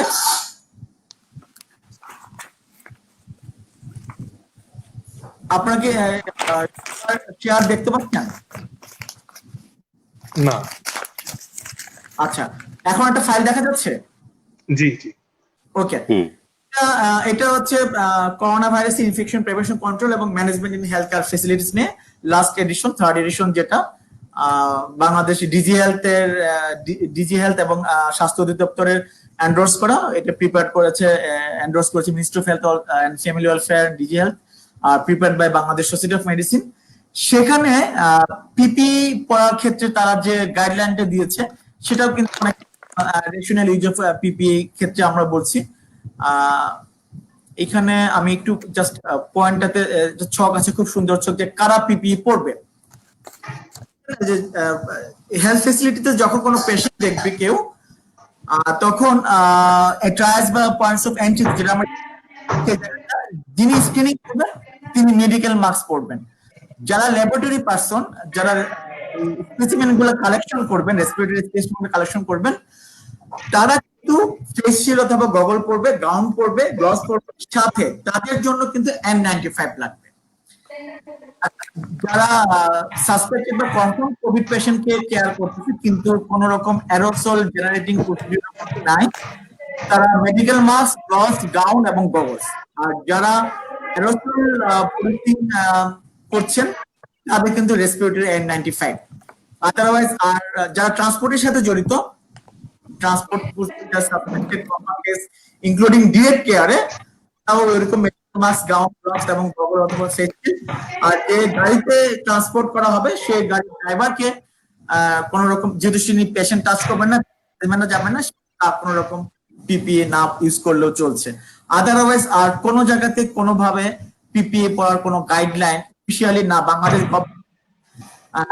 না আমাদের ডাব্লিউএইচও থেকে কারোর মধ্যে এই গাইডলাইনটা নেই। একটা কোশ্চেন এখানে এসেছে এই পিপিএ সংক্রান্তই, যে বাংলাদেশের ডাক্তার নার্সদের কি পিপিএ সম্বন্ধে কোনো ট্রেনিং দেওয়া হয়েছে, ন্যূনতম টেস্ট কি করা হয়? একটা কথা, মহিন ভাই, তানভীর ভাই, আপনারা যারা দেশের বাইরে কাজ করছেন তারা জানেন যে N95 এটা খুবই, এটা পড়ার আগেও 3 দিনের একটা সার্টিফাইড ট্রেনিং লাগে, যে ওই সার্টিফাইড ট্রেনিংটা কোর্স করতে পারলে তারা N95 রেসপিরেটর ইউজ করে। এই ব্যাপারে আমি একটু বলিনি আজ, তুমি যদি কিছু মনে, N95 এই মাস্কের ব্যাপারে রিয়েলিস্টিক্যালি কোনো ট্রেনিং এর দরকার নেই। বেসিক্যালি যে ফিট টেস্টটা করে, it just a fit test. যেমন আমি ফার্স্ট ফিট টেস্টে ফেল করছিলাম, we got 4 different type of N95 mask. তো আমি পরে একটাতে আমার 3 থেকে এনিওয়ে, এটা আমি এখানকার পার্সপেক্টিভে বলতেছি। তো যা 4 ধরনের N95 মাস্ক আছে, আই মিন রেসপিরেটর মাস্ক যেটা, তো এটা ওরা একটা ফিট টেস্ট করে। ফিট টেস্ট করলে, সো আমার ক্ষেত্রে হয়তো দেখা গেলে এক রকমের মাস্ক ফিট হয়েছে, তোমার ক্ষেত্রে হয়তো আর এক রকমের। তাহলে তুমি যখন অ্যারোসল জেনারেটিং এরিয়াতে যাবা বা যেই জায়গায় তো ওই মাস্কটা দরকার, you have to decide always ওই মাস্কটাই নিয়ে তোমাকে যাইতে হবে। এটার ব্যাপারে খুব বেশি ট্রেনিং এর দরকার নেই। It's a simple guideline, aerosol, non aerosol generating area, কোন জায়গায় গেলে কি মাস্ক ইউজ করবে, এটা হইলো মেইন। আমার কাছে মনে হয় না আমাদের এখানে এরকম কোনো ট্রেনিং করে নাই। আমাদের এখানে যেটা করছে সেটা ফিট টেস্ট করছে। যে ফিট টেস্টে ফেল করে তাকে যেমন সার্টেন এরিয়াতে যাইতে না করছে, like all kind of aerosol generating area, যেমন ICU, HGU, CPAP, IPAP, endoscopy, কেউ যদি কার্ডিয়াক রিসাসিটেশন করতে যায় এইগুলিতে, ওইখানে তাকে যাইতে না করছে। বা যদি ফিট টেস্টে তুমি যদি পাস করো তাহলে of course you can go anywhere, but of course certain mask যেটা তোমার জন্য ফিট হয়েছে। তো আমি জানি না আমাদের দেশে এই ফিট টেস্ট করতেছে কিনা। আমি এখন পর্যন্ত জানি না হচ্ছে কিনা। সাইড, তুমি কি জানো কোনো ফিট টেস্ট হয় 95 এর? আমাদের তো N95 মার্কসই নাই, আমরা ফিট টেস্ট করবো কিভাবে? যাই হোক, এটা অ্যাভেলেবল হচ্ছে এই মাসের 27 তারিখ থেকে সম্ভবত একটা ভালো চালান এসে পড়েছে। হ্যাঁ, এই 28 তারিখের দিকে বোধহয় মোটামুটি সব জায়গায় মোটামুটি একটু অ্যাভেলেবল হবে N95। আমরা এখন যেটা ইউজ করতেছি সেটা হচ্ছে KN95 অথবা PHP2। তো এই ধরনের দুটা মার্ক, যেটি N95 গ্রেডের চেয়ে একটু বিলো গ্রেডেড, এবং এইটুকুই আমরা ইউজ করছি এখন, যদিও একটু রিস্ক থেকে যায়। আর ফিট টেস্ট যেটি, এটি ভাইয়ের কাছে শুনলাম, এটি আসলে একটু বিস্তারিত বললে আমাদের জন্য একটু বেটার হবে। ফিট টেস্ট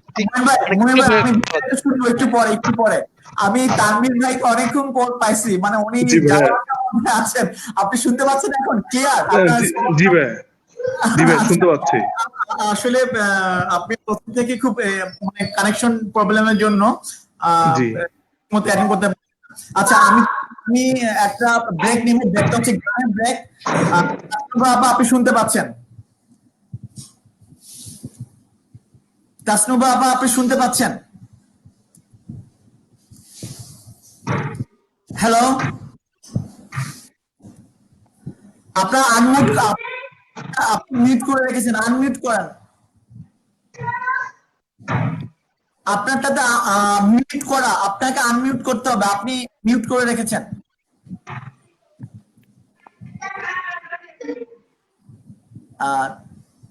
কাস্টমার আপা, আপনি আনমিউট করেন, আপনার মাইক্রোফোনটা আনমিউট করেন। ওকে, আচ্ছা, কথা ক্লিয়ার শুনতে পাচ্ছিলাম না আসলে। ওকে, এখন শোনা যাচ্ছে? আচ্ছা, আমরা একটা গান এখন শোনা যাচ্ছে। খালি গলায় গান শুনবো, এবং এই গান শোনার সময় সবাইকে আমি মাইক্রোফোন অন মানে অফ রাখতে বলবো, মিউট করে।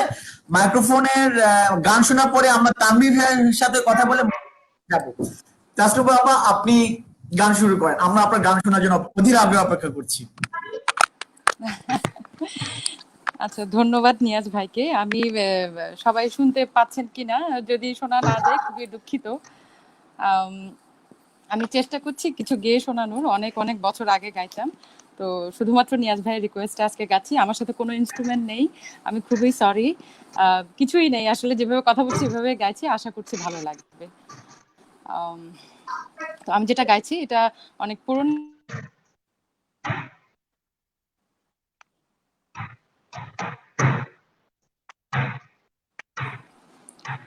ভারতীয় বাংলা গান, এটা হচ্ছে আরাধনা মুভির 1976-এ যেটা রিলিজ হয়েছিল, লতা মঙ্গেশকর এবং কিশোর কুমারের গাওয়া এবং এস ডি বর্মন সাহেবের সুর করা। তো আমি গাইছি। আজ হৃদয়ে ভালোবেসে দিলে নাম তুমি এসে, আজ হৃদয়ে ভালোবেসে লিখে দিলে নাম তুমি এসে, যেন সাগরে নদী মেশে ভরে দিলে মন তুমি এসে, শেষে নাই আবেশ মন সেই তো চায়, নিশিদিন স্বপ্ন দেখে শুধুই যায়, শেষে নাই আবেশ মন সেই তো চায়, নিশিদিন স্বপ্ন দেখে শুধুই যায়, নয়ন চায় যারে পায় তার শোন জীবনে বধুর বেশে লিখে দিলে নাম তুমি এসে, যেন সাগরে নদী মেশে ভরে দিলে মন তুমি এসে, কত যে আলো ভরা সুদূর গগনে, আজ এলে কাছে ওগো এ শুভ লগনে, হো কত যে আলো ভরা সুদূর গগনে, আজ এলে কাছে ওগো এ শুভ লগনে, সূর্যে জাগে অনুরাগে দোলা লাগে, যায় দূরে মনে মোর ভেসে, ময়ূর পঙ্খিতে যে দূর দেশে, আজ হৃদয়ে ভালোবেসে লিখে দিলে নাম তুমি এসে, মিলন পিয়াসে ওগো চেয়েছি ও মন যে, সে তো মোর সাধনাতে পেয়েছি ও মন যে, ও মিলন পিয়াসে ওগো চেয়েছি ও মন যে, সে তো মোর সাধনাতে পেয়েছি ও মন যে, আখি আখি পাতে মধুরাতে এক সাথে ডেকে নাও কাছে তুমি এসে, মন নাও আরো কাছে এসে, আজ হৃদয়ে ভালো বেশে লিখে দিলে নাম তুমি এসে।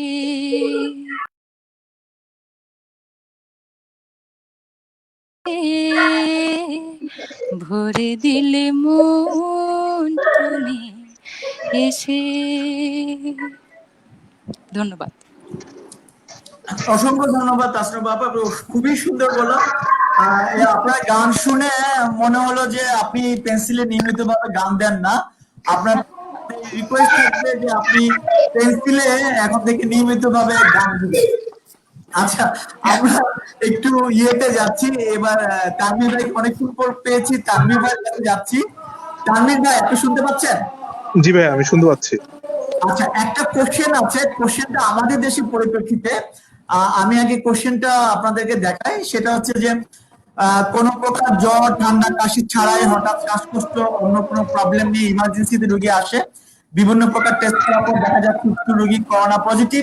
ততক্ষণে ডাক্তার এবং স্টাফ নার্সরা উক্ত রোগীর সংস্পর্শে এসে করোনায় আক্রান্ত হচ্ছে বলে শোনা যাচ্ছে। ইতিমধ্যে আমরা জেনেছি বেশ কয়েকটি হাসপাতালে লকডাউন। বিষয়টি আপনারা কিভাবে নিচ্ছেন এবং সেক্ষেত্রে করোনা কি আপনাদের দেশে, মানে আপনি যেখানে কাজ করছেন প্রচুর রোগী আসছে করোনা রোগী, মানে সেই হাসপাতালে বাংলাদেশে পাচ্ছেন, আপনারা কি এরকম মুখোমুখি হয়েছেন যে রোগী এসে আপনাদেরকে সঠিক তথ্য দেয়নি বা তথ্য গোপন করে গিয়েছে এবং আপনারা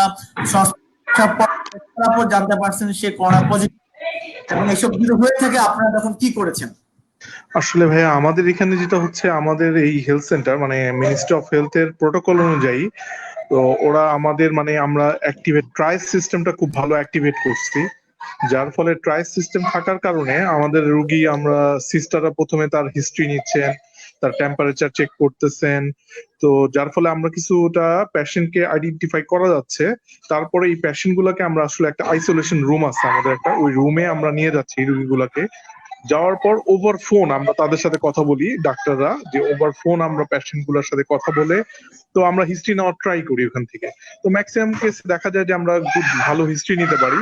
তারপরে যদি মনে হয় যে আমরা তার স্যাম্পল নিব, তো তখন আমরা স্যাম্পল নেই। কিন্তু এই ক্ষেত্রে হচ্ছে আমাদের বাংলাদেশি পেশেন্ট যারা আসে, তারা আসলে আসলে হয় কি, ওরা আসলে অনেক সময় ভয় পায় যে আসলে যদি আমরা সত্য বলি তো মানে কোনো প্রবলেম হবে কিনা, কারণ মানে রেসিডেন্সি কার্ডে কোনো প্রবলেম হবে কিনা বা ভিসা রিলেটেড কোনো প্রবলেম হবে কিনা।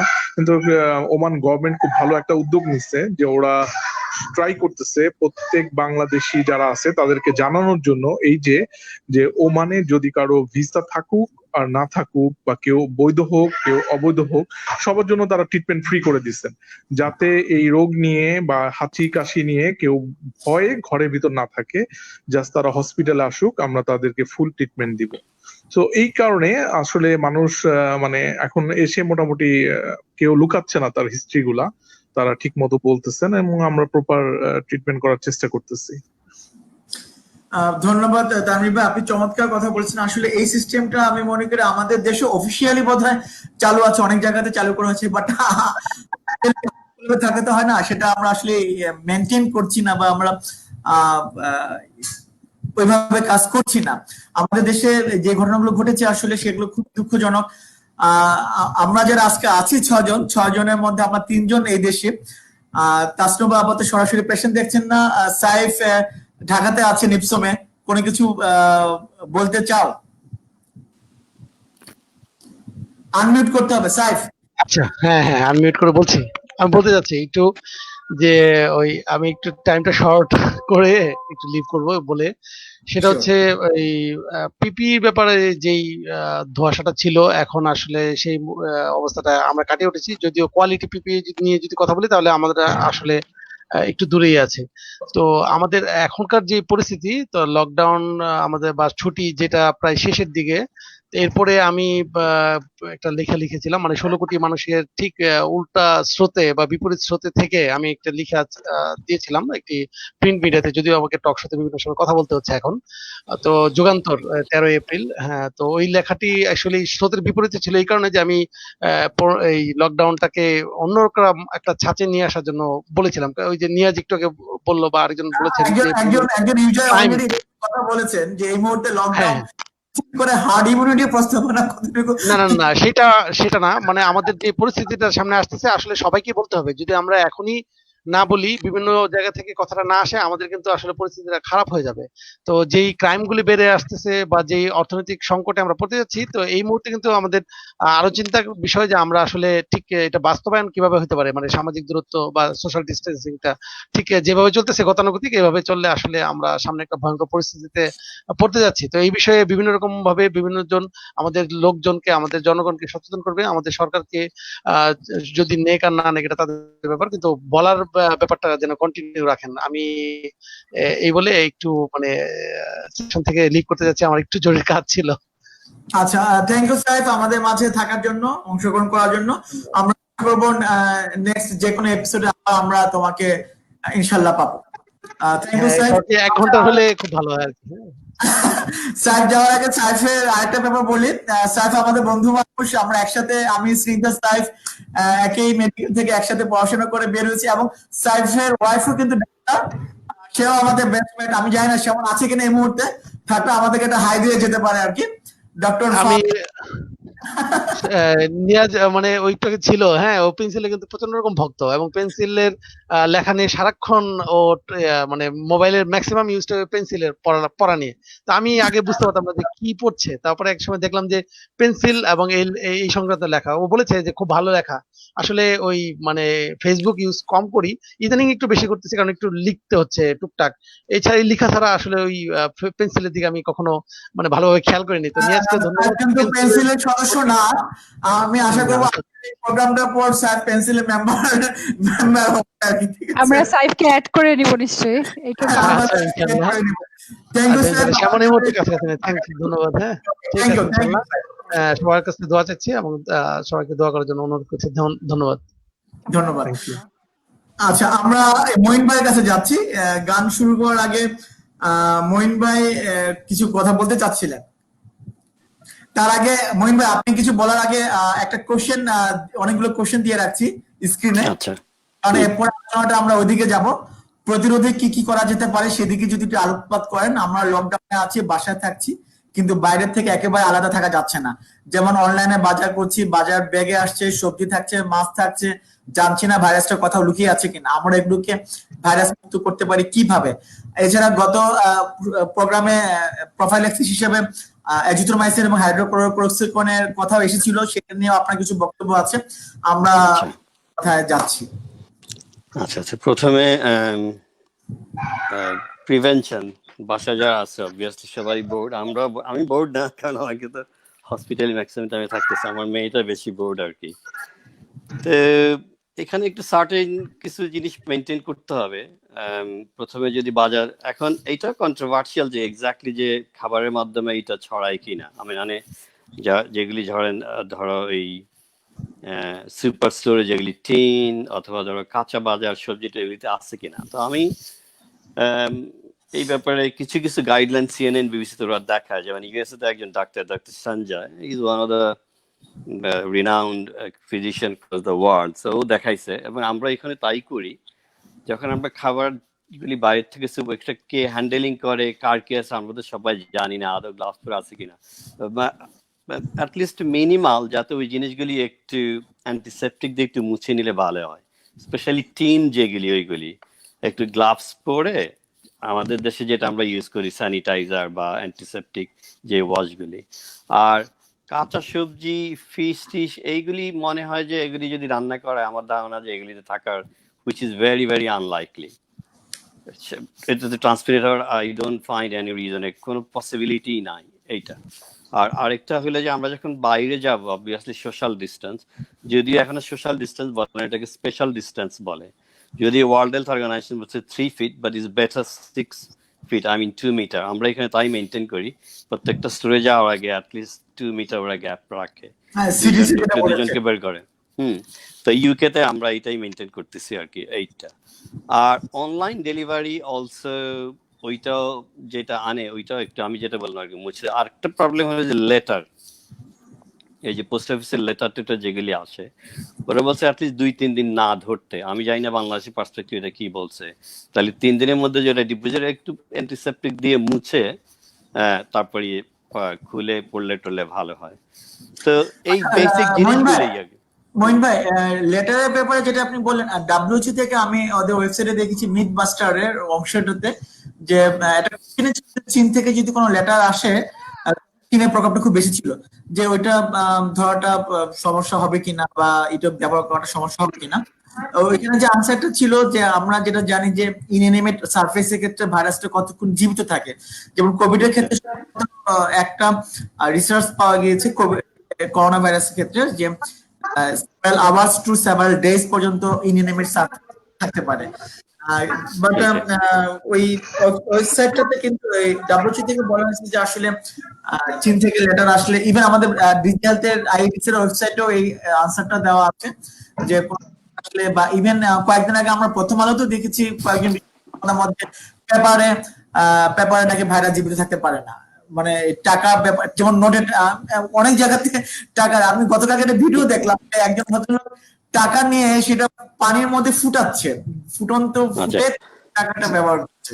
তা আমি যেটা মানে এই ব্যাপারে আমার নিজস্ব my personal philosophy as well, আমরা জানি না এক্স্যাক্টলি বিকজ এই ভাইরাসটা এতটাই মিস্টেরিয়াস, যেটা করতে গেছে একটু আমরা প্রোটেক্টিভ হয়ে যদি একটু মুছে টুছে অ্যান্টিসেপ্টিক ইউজ করাটাই বেটার এই মুহূর্তে ফার্স্ট অফ অল, এটা আমি মনে করি। আর বাইরে থেকে যে বাইরে যাবে ঘরে যখন আসবে ড্রেসটা চেঞ্জ করতেই হবে এমন কোনো কথা, আনলে যদি হসপিটালে না যায় তাহলে হ্যান্ডটা ভালো মতো ডেফিনেটলি ওয়াশ। তুই মানে আগের এপিসোডে এটা ভালো মতোই দেখাইছো কিভাবে কি করে, আমি এই ব্যাপারে যাচ্ছি না। তো এটুকুই আমরা প্রিকশন নেই। আমি ইউজুয়ালি বাসায় ঢুকেই হসপিটাল থেকে যখন আসি, যেমন আমার শুটা গাড়িতে রেখে তাই আরেকটা শু আছে স্পেয়ার, ওইটা পরে বাসায় ঢুকি।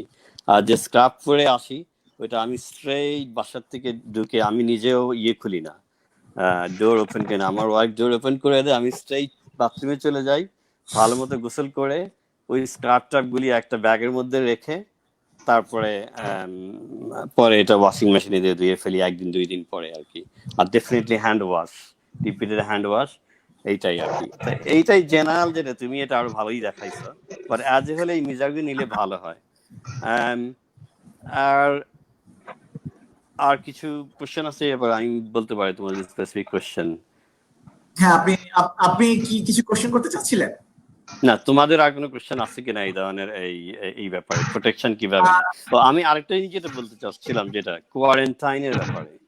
কোয়ারেন্টাইন আমরা কোয়ারেন্টাইনটা কি করি, আমরা sure what ever the Bangladesh, এইখানে কোয়ারেন্টাইন যেটা আমরা করি, কোয়ারেন্টাইন মানে হলো যে অ্যাকচুয়ালি সিমটমেটিক আর এসিমটমেটিক। লাইক আমার যদি সিমটম থাকে, হ্যাঁ, যেমন আমার ধরো কফ, persistent cough of more than 1 hour অথবা 3 episodes cough in 24 hours, either জ্বর, headache or whatever, তাহলে আমাকে at least 7 days isolation, যেটা আমি হলাম সাফারার, ঠিক আছে?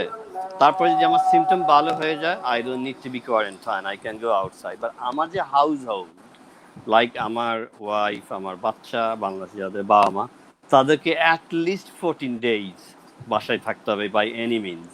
এটা কি আমরা করতেছি কিনা বাংলাদেশে?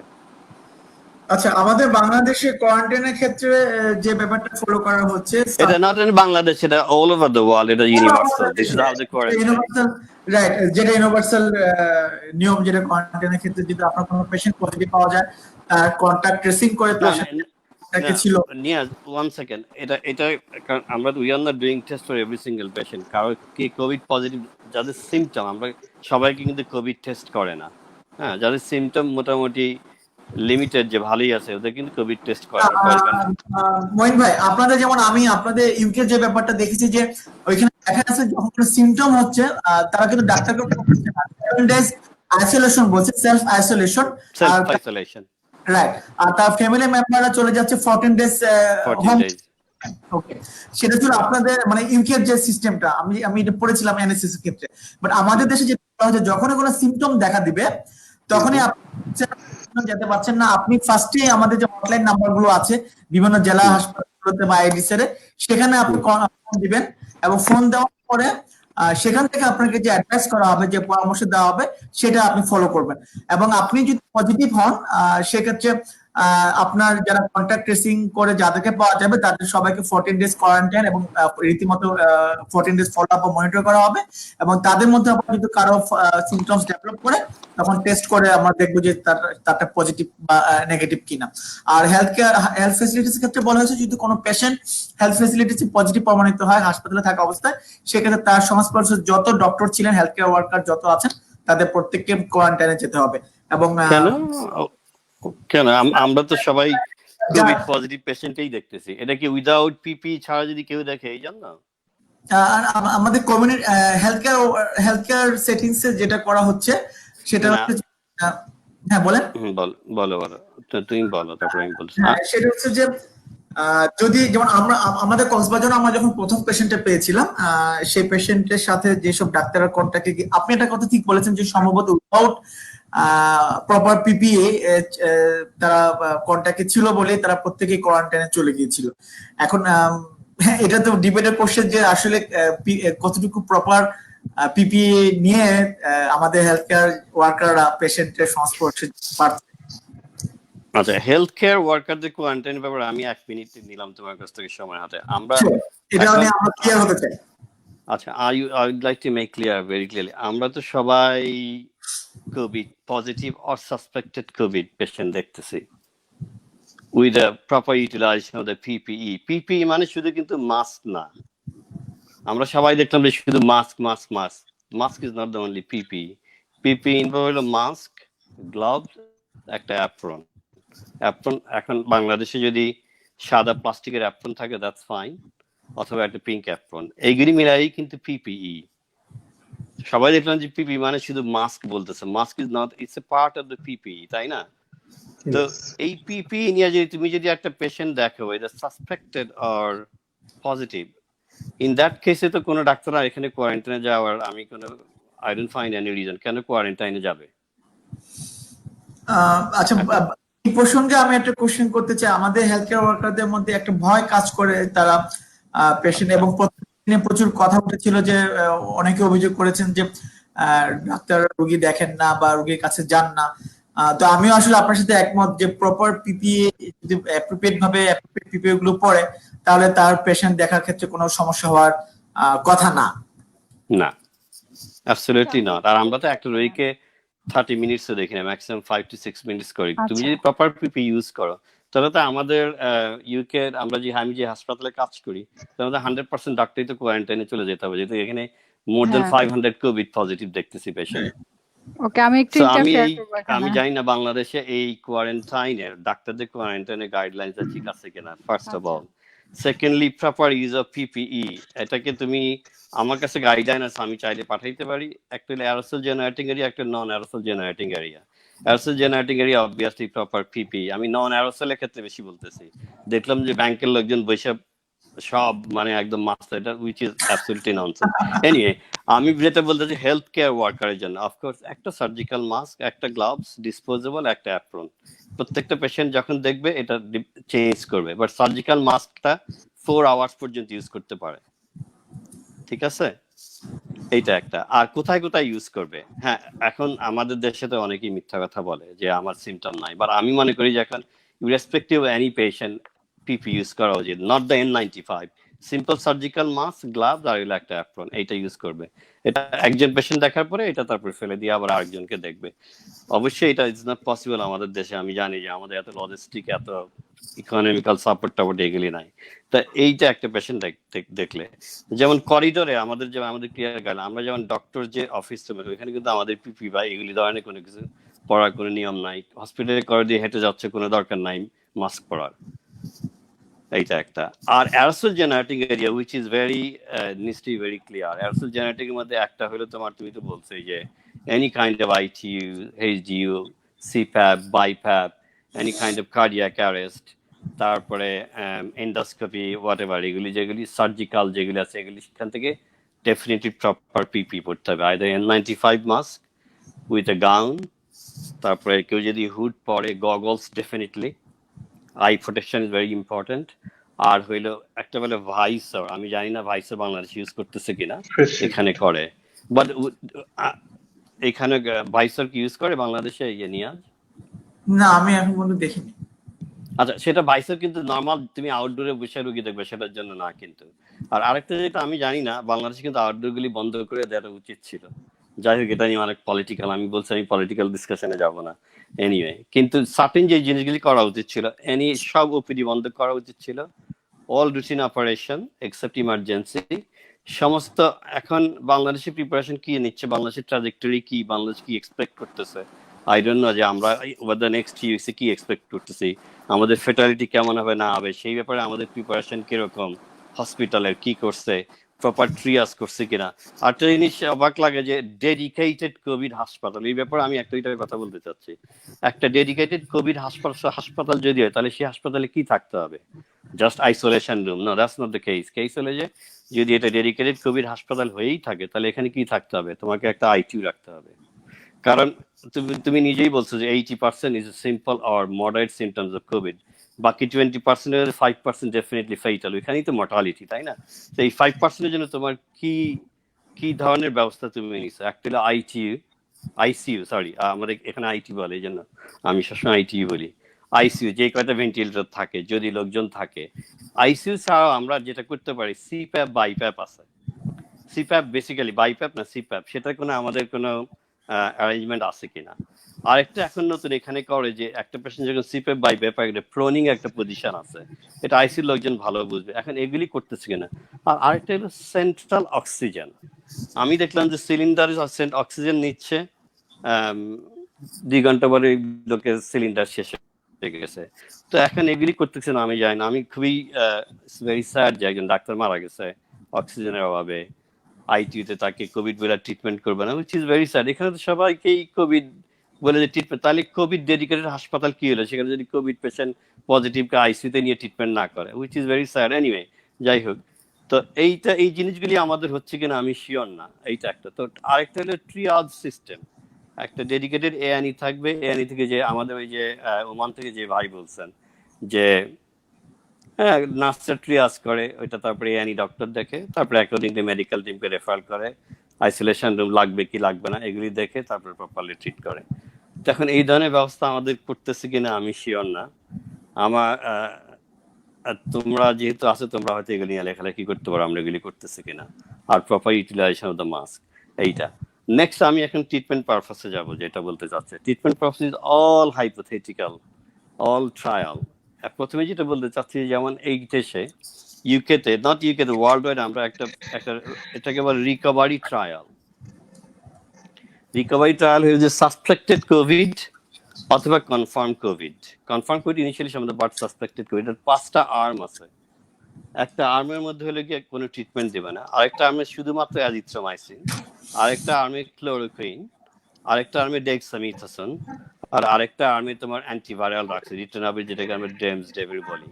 তো এইটা যারা suspected COVID hospital admission patient, তাদেরকে ট্রিটমেন্ট করবে এটা। আর যেটা বলতেছে prophylaxis, which is not proven at all anywhere in the world, যে হাইড্রক্সিক্লোরোকুইন প্রিভেন্টিভ ট্রিটমেন্ট হিসেবে ইউজ করে। এটা ইন্ডিয়াতে আমি জানি না ওরা অ্যালাউ করছে, বাট বাংলাদেশে তুমি বললো যে গাইডলাইনে আছে, হুইচ ইজ আনপ্রুভেন। তাহলে আমরা সব ডাক্তারই প্রতিদিন খাইতাম প্রোফাইলাক্টিক ট্রিটমেন্ট হিসেবে হাইড্রক্সিক্লোরোকুইন।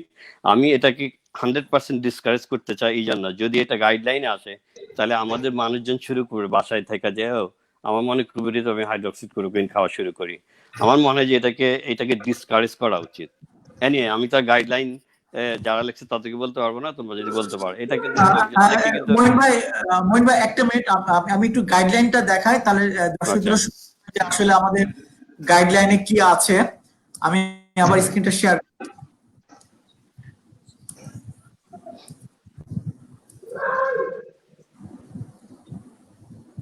এটা হচ্ছে আমাদের national guideline on clinical management of coronavirus disease 2019 COVID-19 version 5 2000 20 এটাতে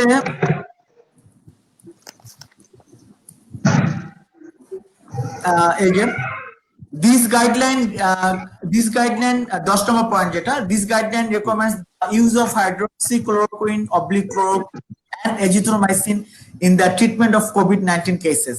For prophylaxis, this guideline recommends the use of hydroxychloroquine. না না আমি anyway hydroxychloroquine is absolutely not indicated for prophylaxis anywhere in the world other than Bangladesh অথবা India, ঠিক আছে? তাহলে ইউরোপের যারা হাইয়েস্ট লাইক ইউএসএ তে মারা গেছে, যদিও ডোনাল্ড ট্রাম্প ও অনেক চেষ্টা করতেছে, বাট ওদের যে ইনফেকশন ডিজিজ স্পেশালিস্ট যে main head doctor Fauci clearly বলছে no there is no indication. So prophylaxis হিসেবে এটা ইউজ করা উচিত হবে না।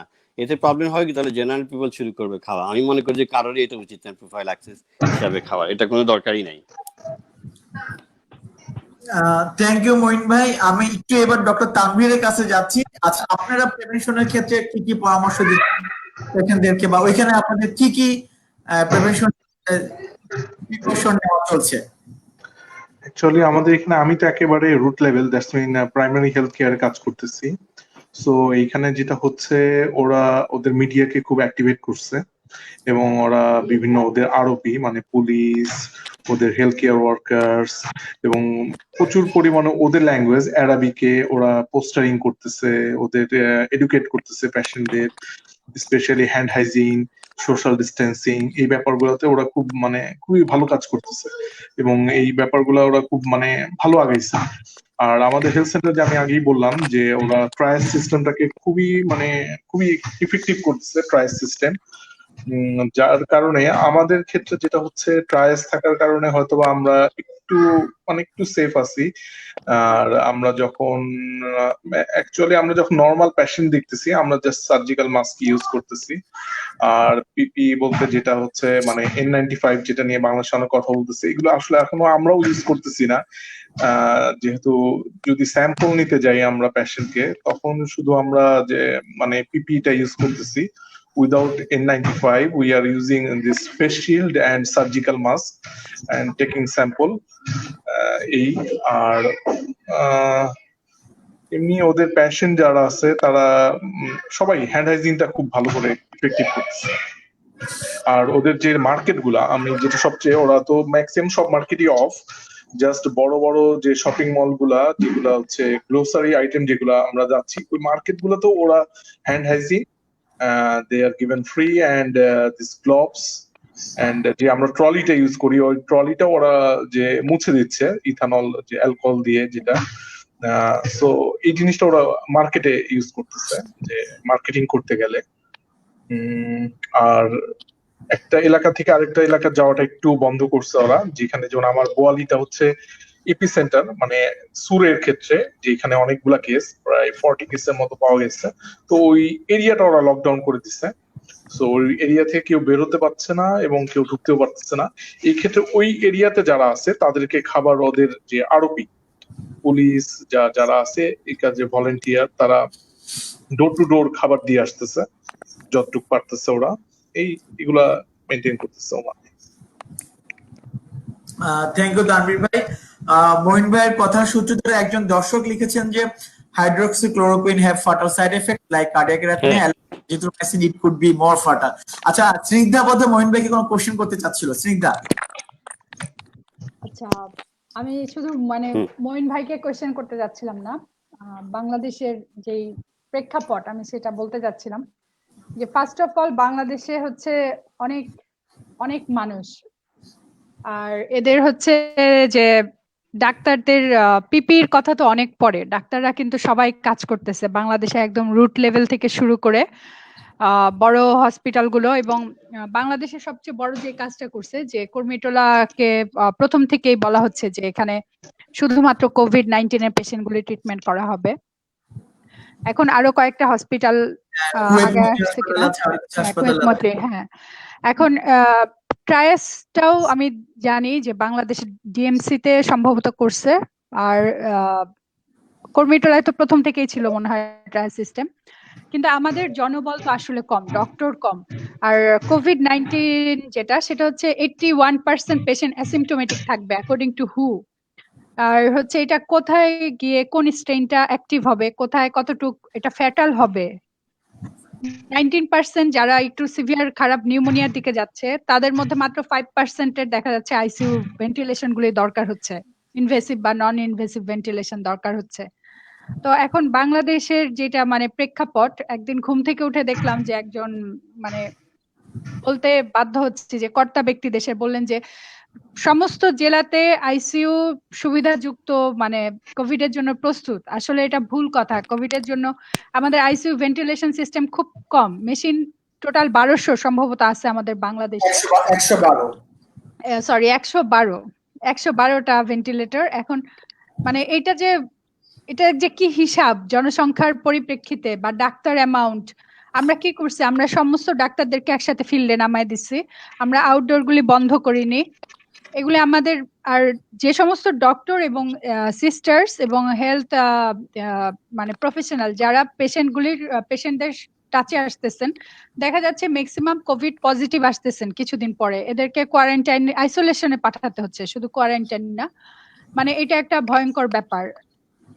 টোটাল 170 জন এফেক্টেড হেলথ প্রফেশনাল, তাই না নিয়াজ বাংলাদেশে? আমার এক্সাক্ট ডাটাটা আমার খেয়াল নেই। 200 আচ্ছা, তাই না? 200 যাই হোক, মানে এটা একটা কত ভয়ঙ্কর চিন্তা করো। আমি কালকেই রাতে দেখলাম সল্লিমুল্লাহতে অনেকজন affected, Barishal medical affected doctors এবং নার্স। তো এটা হচ্ছে যে পিপি পরা বা না পরার জন্য না, আমাদের সবার কিন্তু N95 মাস্কের কোনো প্রয়োজন নাই। শুধুমাত্র যে মানে স্পেসিমেনটা নিচ্ছে, স্যাম্পলটা কালেকশন করতেছে, যে আইসিইউ ইন্টারভেনশন গুলি করতেছে, তাদের জন্য দরকার N95 mask.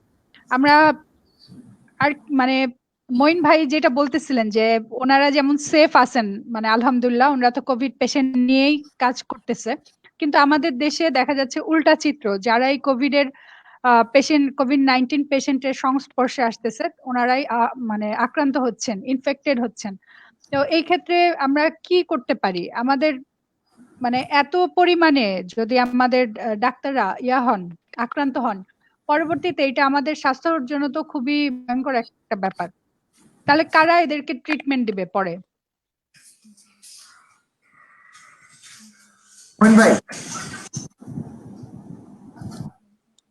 Hello, hello Moeen ভাই। আচ্ছা, সরি, হ্যাঁ আমি কোশ্চেনটা বুঝি নাই আমার, আবার বলেন।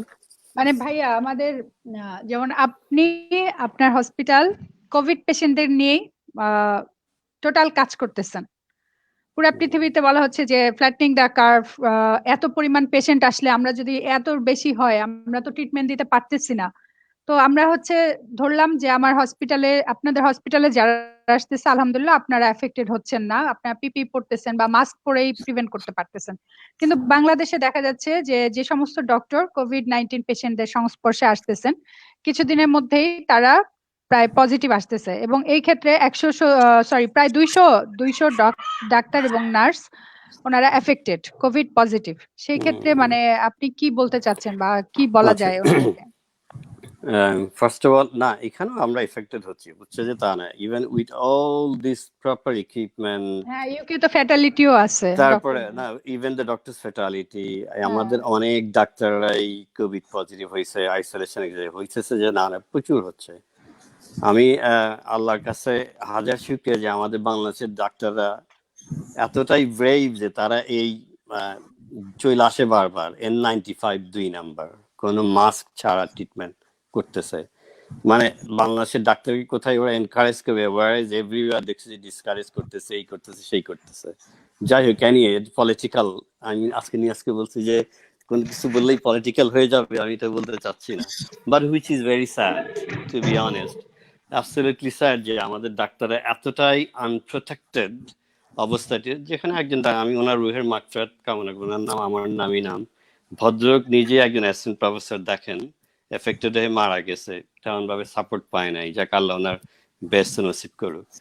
তো আমাদের এখানে ক্লিয়ার ইনস্ট্রাকশন আছে ফ্রম দ্য BMA, এই দেশে BMA বলে, ওরা বলে ব্রিটিশ মেডিকেল অ্যাসোসিয়েশন, যদি তোমাকে প্রপার পিপি না দেয়া হয়, PP mean as a whole is not only N95 mask, সবকিছুই, তাহলে you shouldn't see the patient. এখন এটা বাংলাদেশ সম্ভব না, আমি জানি, হয়তো দেখা গেছে বাংলাদেশের লোকজনকে মারতে যাবে, নাইলে যা হয় আর কি, মিডিয়া বলবে এই অমানবিক। ডাক্তারদের ফর তো ইনফ্যাক্ট ইন রিয়ালিটি বাংলাদেশে ডাক্তারদের ফরে কেউ নাই, মনে হচ্ছে যে whole community against the doctor, আল্লাহ জিনা। বাট স্টিল আই বিলিভ যে বাংলাদেশে উইথ দ্য লিমিটেড রিসোর্স বাংলাদেশে one of the best treatment দেয় সবাইকে, এটা আমি বিলিভ করি। আমি পৃথিবীর অনেক দেশে কাজ করছি, সিঙ্গাপুর, আয়ারল্যান্ড অ্যান্ড লাস্টলি এখন ইউকেতে। বাংলাদেশের লিমিটেড রিসোর্সে পৃথিবীর কোনো দেশে এর চেয়ে ভালো ট্রিটমেন্ট দেয় না, which I can tell anyone. এবং বাংলাদেশের ডাক্তার, হ্যাঁ কিছু ডিসক্রিমিনেশন, কিছু এটা সেটা থাকে, তো বাস এখন definitely proper PPE ছাড়া, which is a very very risky to give a treatment any kind of patient. আর হলো বাংলাদেশ পেশেন্ট তো মিথ্যা কথা বলে, যে যেমন কয়েকজনকে দেখলাম তার সিমটম নাই, দেখা গেলো ওটিতে নিয়ে গেছে, দেখা গেলো যে তার কোভিড পজিটিভ। তো এখন নিয়াজের মাধ্যমে আমি বাংলাদেশের সবার কাছে আকুল আবেদন, অ্যাটলিস্ট আমাদের যারা health care not only doctor, health care worker, doctor, nurses, যারা খাবার টাবার দেয়, যারা পেশেন্ট কেয়ারার, যে এই রিলেটেড যত লোকজন আছে, ইভেন যারা সিকিউরিটি, সবাইকে আল্লাহর যারা অ্যাটলিস্ট এই সিম্পল একটা সিম্পল গ্লাভ, একটা অ্যাপ্রন যাতে সবাইকে দেয়। আর ডাক্তার যারা, ওনারা যেন অ্যাকর্ডিংলি অ্যাজ পার গাইডলাইন যেন পিপি ইউজ করে। এইটা ছাড়া এখন যদি পেশেন্ট দেখে তাহলে he has to risk his own life on his hand, তাই না? তো এখন এটা আর কি বলবো, এছাড়া কিছু বলার নাই। আচ্ছা, আমরা তুমি বলো। প্রায় থ্যাংক ইউ মইন ভাই, আমরা আমাদের প্রোগ্রামের প্রায় শেষ পর্যায়ে চলে এসেছি। হ্যালো, শোনা যাচ্ছে? হ্যালো, জি জি জি, আমরা আমাদের প্রোগ্রামের প্রায় শেষ পর্যায়ে চলে আসছি। আমি জাস্ট 2-3টা স্লাইড দেখাবো আজকে আইসোলেশন এবং কোয়ারেন্টাইনকে নিয়ে, যেহেতু এটা নিয়ে কথা উঠেছে, এবং এরপরে আপনাদের প্রত্যেকের কাছ থেকে 2 মিনিটের হ্যালো, কথা শোনা যাচ্ছে? মইন ভাই শুনছেন? হ্যাঁ, এরপর আপনাদের প্রত্যেকের কাছ থেকে 2 মিনিটের কথা শুনবো, এবং তারপরে সবার লাস্টে আমরা তাসনু বাবার আরেকটা গান শুনতে শুনতে এখান থেকে বিদায় নিব। আমি জাস্ট আইসোলেশন কোয়ারেন্টাইন নিয়ে 2-3টা স্লাইড দেখাচ্ছি, তারপরে আমরা আপনাদের কাছ থেকে অনুভূতি জানবো।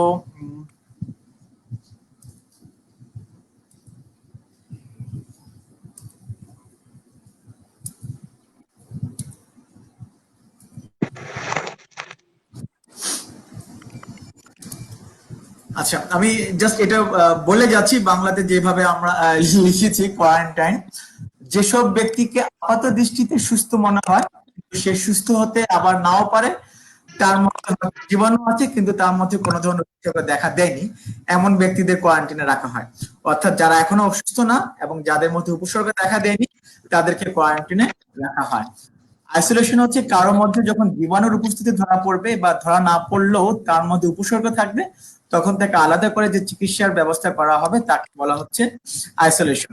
সংক্ষেপে বলতে গেলে আইসোলেশন হচ্ছে অসুস্থ ব্যক্তিদের জন্য, আর কোয়ারেন্টাইন হচ্ছে সুস্থ বা আপাত সুস্থ ব্যক্তিদের জন্য। কোয়ারেন্টাইন কতদিন রাখা হচ্ছে? যে রোগের জন্য কোয়ারেন্টাইন বা আইসোলেশন রাখা হয় সেই জীবাণুর সুপ্তকাল কতদিন, সেটার উপর নির্ভর করে সিদ্ধান্ত নেওয়া হয় ওই রোগের জন্য মানুষকে কতদিন কোয়ারেন্টাইন বা আইসোলেশনে রাখা হবে। করোনা ভাইরাসের ক্ষেত্রে ভাইরাসের সুপ্তকাল হচ্ছে 14 দিন, অর্থাৎ 14 দিন পর্যন্ত কাউকে কোয়ারেন্টাইনে রাখলে যদি তার ভিতরে জীবাণু থাকে তাহলে এই সময়কালের মধ্যে তার উপসর্গ দেখা দিবে। কোয়ারেন্টাইনে রাখা অবস্থায় যদি কারো উপসর্গ দেখা দেয় তাহলে তাকে আইসোলেশনে নিয়ে যেতে হবে। কিন্তু আইসোলেশনে কতদিন রাখা হবে তার কোনো নির্দিষ্ট সময় নেই। তার চিকিৎসা দেওয়া হবে ততদিন তাকে আইসোলেশনে রাখতে হবে, অর্থাৎ পুরোপুরি সেরে না ওঠা পর্যন্ত তাকে আইসোলেশনে রাখতে হবে। আপনি আইসোলেশন থাকাকালীন যা যা করতে পারেন তা হচ্ছে কোভিড-19 সম্পর্কে জানতে পারেন, WHO, CDC, IUCN এর ওয়েবসাইটে সংক্রান্ত হালনাগাদ তথ্য পেতে পারেন।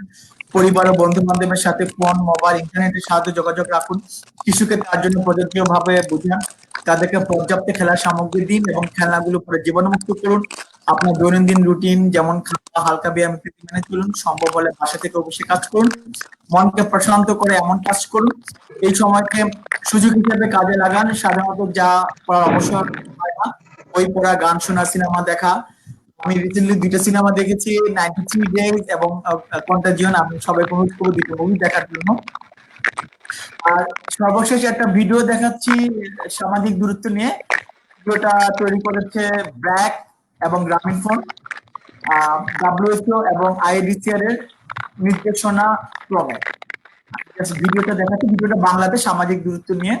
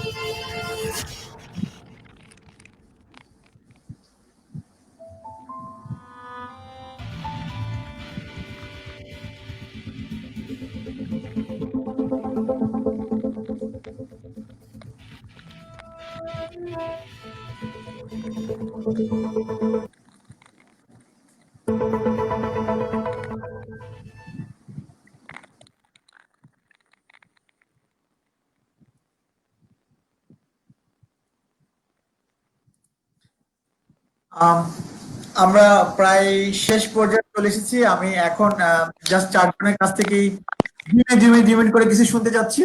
প্রথমে তানভীর ভাই, আপনি বলেন আমাদের পেন্সিলের উদ্দেশ্যে এবং আপনার উপদেশ।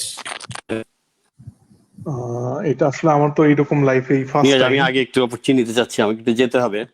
আচ্ছা ঠিক আছে মহিন ভাই, তাহলে আপনাকে তানভীর ভাই, আমি মহিন ভাইকে তাহলে বিদায় দিচ্ছি আর কি, যেহেতু উনি। হ্যাঁ মহিন ভাই। হ্যাঁ, ধন্যবাদ নিয়াজ।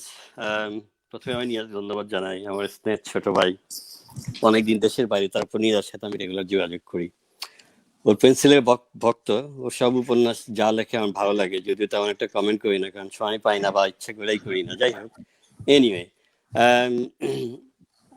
আমরা একটা সার্টেন ক্রিটিক্যাল টাইমের মধ্যে যাচ্ছি, pandemic, Covid, over the 100 years এরকম দেখি নাই, আল্লাহ জানে ভবিষ্যতে কি হবে। আমাদের দেশের জন্য দোয়া করি, আমাদের প্রপার ইনফ্রাস্ট্রাকচার কিছু নাই। এখন যদি এই সমস্ত দেশের মতো যদি হয়, তাহলে আল্লাহ যেন আমাদের কেস ফ্যাটালিটি কিরকম হবে, আল্লাহর কাছে দোয়া করি, মনে প্রাণে বিশ্বাস করি বাংলাদেশ হয়তো সেরকম হবে না। বাকি আল্লাহর ইচ্ছা, এটা ছেড়ে দিলাম। আর বাকি হসপিটাল, গভর্নমেন্ট, এই ব্যাপারে এই সমস্ত বিশেষজ্ঞ মতামত, এটা এখানকার জন্য না, এগুলি অল পলিটিক্যাল। এগুলি যদি কখনো অন্য কোনো সময় আলাপ করতে হয়, ট্রিটমেন্ট গাইডলাইন্স, হসপিটাল ইনফ্রাস্ট্রাকচার কি করতে, সেটা আমি বললো। সাধারণ সবার জন্য যেটা বলছি, ফার্স্ট অফ অল দয়া করে ডিসকারেজ করবেন না। Not only doctor, health care worker যারা আছে, ডক্টর, নার্স, অন্যান্য যারা আছে, বাংলাদেশের ডাক্তাররা জীবনের ঝুঁকি নিয়ে সবাইকে ট্রিটমেন্ট করতেছে, এটা পৃথিবীর কোনো দেশে করে না। ইভেন এর চেয়ে পুয়ার কান্ট্রি, ইভেন আফ্রিকার সবচেয়ে গরিব কান্ট্রি তো আমরা দেখছি যে ওরা মাস্ক টাস্ক পরে কাজ করে, আমাদের আনফর্চুনেটলি আমাদের দেশে করে না, সবকিছু নিয়ে এই দুর্নীতি। সো মনে হয় ডাক্তারদেরকে এই মুহূর্তে এনকারেজ করা উচিত সবাই, এটা আমি মনে করি। এখন ওরা they are giving the best treatment in the world. আর যেহেতু আমাদের লিমিটেড রিসোর্স, আইসিইউ নাই, কিছু নাই, এই জন্য বলতেছি। থার্ডলি, এখন আমাদের নিজেদের ব্যবস্থা করতে হবে। আইসোলেশন, লকডাউন যদি উঠে সেটা ডিফারেন্ট। আর নিয়াজ, তুমি তো কিভাবে হ্যান্ড ওয়াশ,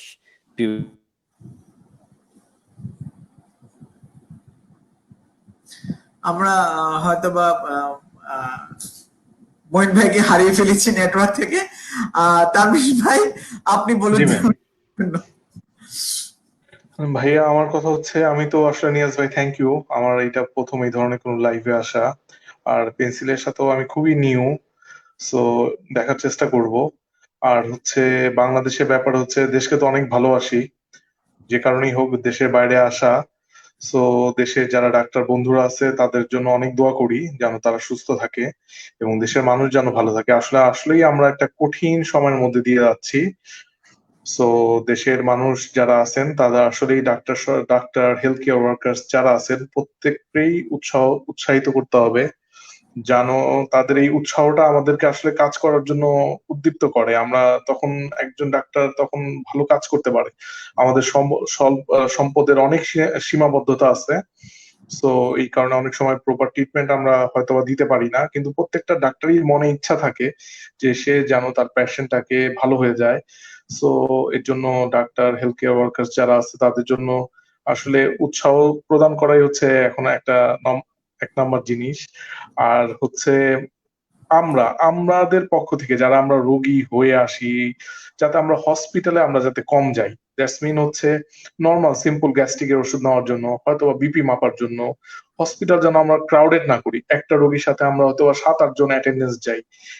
এই জিনিসগুলো আমাদের খুবই কষ্ট দেয় বাংলাদেশে। তো এগুলো একটু কমে যদি আনা যায় তাহলে এটা আমাদের মানে আমাদের জন্যই ভালো হবে। এবং করোনার ক্ষেত্রে সবচেয়ে ইম্পর্টেন্ট জিনিস হচ্ছে হ্যান্ড ওয়াশ, সোশ্যাল ডিস্টেন্সিং, নিজেকে একটু আইসোলেট করে ফেলা। আমরা তো আসলে বাংলাদেশি আসলে খুব গল্প প্রিয়, সো এই জিনিসগুলো আমাদের একটু কমায় ফেলতে হবে। তো ইনশাল্লাহ আল্লাহ আমাদেরকে হেল্প করবে, আমরা এই কঠিন বিপদ থেকে পার হয়ে যাব। এই ভাইয়া। তানভীর ভাই, আপনাকে অসংখ্য ধন্যবাদ। আপনাকে আসলে শর্ট নোটিশে আমরা নিয়ে এসেছি এখানটা। আপনি খুবই ব্যস্ত মানুষ, প্রচুর পেশেন্ট দেখছেন এই সুর হাসপাতালে। সেই অবস্থায় যে আপনি আজকে এসেছেন, আনফরচুনেটলি প্রথম দিক থেকে নেটের প্রবলেম হওয়াতে আপনাকে আমরা প্রথম দিকে ঠিক মতো পাইনি, শেষের দিকে পেয়েছি। এবং আমি আশা করব নেক্সট টাইম আবারও এই ধরনের প্রোগ্রামে, এই করোনা নিয়ে প্রোগ্রাম করবো আমরা আরো অনেকদিন। আপনাকে আমরা মাঝে মাঝে আমাদের প্রোগ্রামে পাবো। ইনশাল্লাহ ভাইয়া। আমি একটু তাসনুভা আপার কাছে যাচ্ছি। তাসনুভা আপা, আপনি 2 মিনিটের মধ্যে আপনার অনুভূতিটা একটু বলুন। পেন্সিলকে অনেক অনেক ধন্যবাদ। বেশ ভালো একটা উদ্যোগ, খুবই খুবই ভালো একটা উদ্যোগ নিয়াজ ভাই নিয়েছেন আপনি বা আপনারা যারা সংশ্লিষ্ট আছেন। আর পেন্সিল আমার খুব পছন্দের একটি গ্রুপ। আমি ফেসবুকে তেমন একটা রেগুলার না, সরি, আমার তারপরও ব্যাটারি চার্জ চলে মানে গেছিল। ভাই একটা মিনিট, আমি তাসনুভা আমার কাছ থেকে কথা শুনে আপনার কাছে আসছি, জাস্ট 1 মিনিট। হ্যাঁ, তো ওই তানভীর ভাই যেটা বলছিলেন যে উপন্যাসগুলো বা যা যাই লেখা হয় খুবই মানে মানসম্পন্ন লেখা বা জিনিস আমরা দেখতে পাই, এটাও এরই একটা অংশ। খুব ভালো একটা মানসম্পন্ন একটা প্রোগ্রাম। আর এই মুহূর্তে আসলে এই জাতির ক্রান্তিকালে আমি বলবো যে এই ধরনের প্রোগ্রাম খুবই জরুরি ছিল, আমাদের সবার জন্য খুবই উপকারী। সবাই আমরা অনেক কিছু জানতে পাচ্ছি। দর্শক এখানে লাইভ কোয়েশ্চেন করছেন, অ্যান্সার দিচ্ছেন, বিশেষজ্ঞরা আছেন আমাদের সাথে। খুবই ভালো উদ্যোগ। কিন্তু সবাইকে পেন্সিলের মাধ্যমে এটাই শুধু একটাই কথাই বলতে চাই যে মানে আমরা যাতে একটু রুলস গুলো যদি মেনে চলি, একটু সামান্য হাইজিন বা এই যে শিষ্টাচারগুলো বা মেনে চলি, তাহলে কিন্তু আমরা অনেক বড় সামনে একটা দুর্যোগ আসতে যাচ্ছে। যেভাবে এক্সপোনেনশিয়াল রেটে যেভাবে বাড়ছে, জ্যামিতিক হারে 2 গুণ 3 গুণ খুব অল্প সময়ে, যে মার্চে মনে হয় 8 মার্চ মনে হয় প্রথম রোগী শনাক্ত হয়েছিল, এরপরে খুব অল্প সময়ে বেড়েই যাচ্ছে। তো আমরা চাইলে এটা প্রতিরোধ করতে পারি। তো শুধু একটু সচেতনতার প্রয়োজন। পেন্সিলের মাধ্যমে সবার কাছে এটাই অনুরোধ এবং আহ্বান জানাতে চাই। ধন্যবাদ। ধন্যবাদ তাসনুভা আপা, আপনাকেও। আপনি খুব সুন্দর করে কথা বলেন, আপনি দেখতেও খুব সুন্দর। আমরা আরেকটা গান শুনবো সবার শেষে একটু পরেই, এবং তারপর আমরা বিদায় নিব। আপনাকে অসংখ্য অসংখ্য ধন্যবাদ।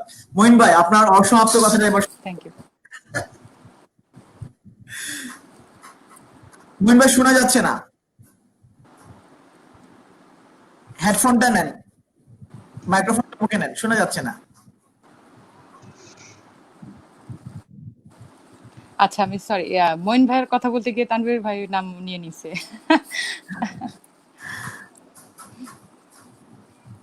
শোনা যাচ্ছে না মঈন ভাই, শোনা যাচ্ছে না,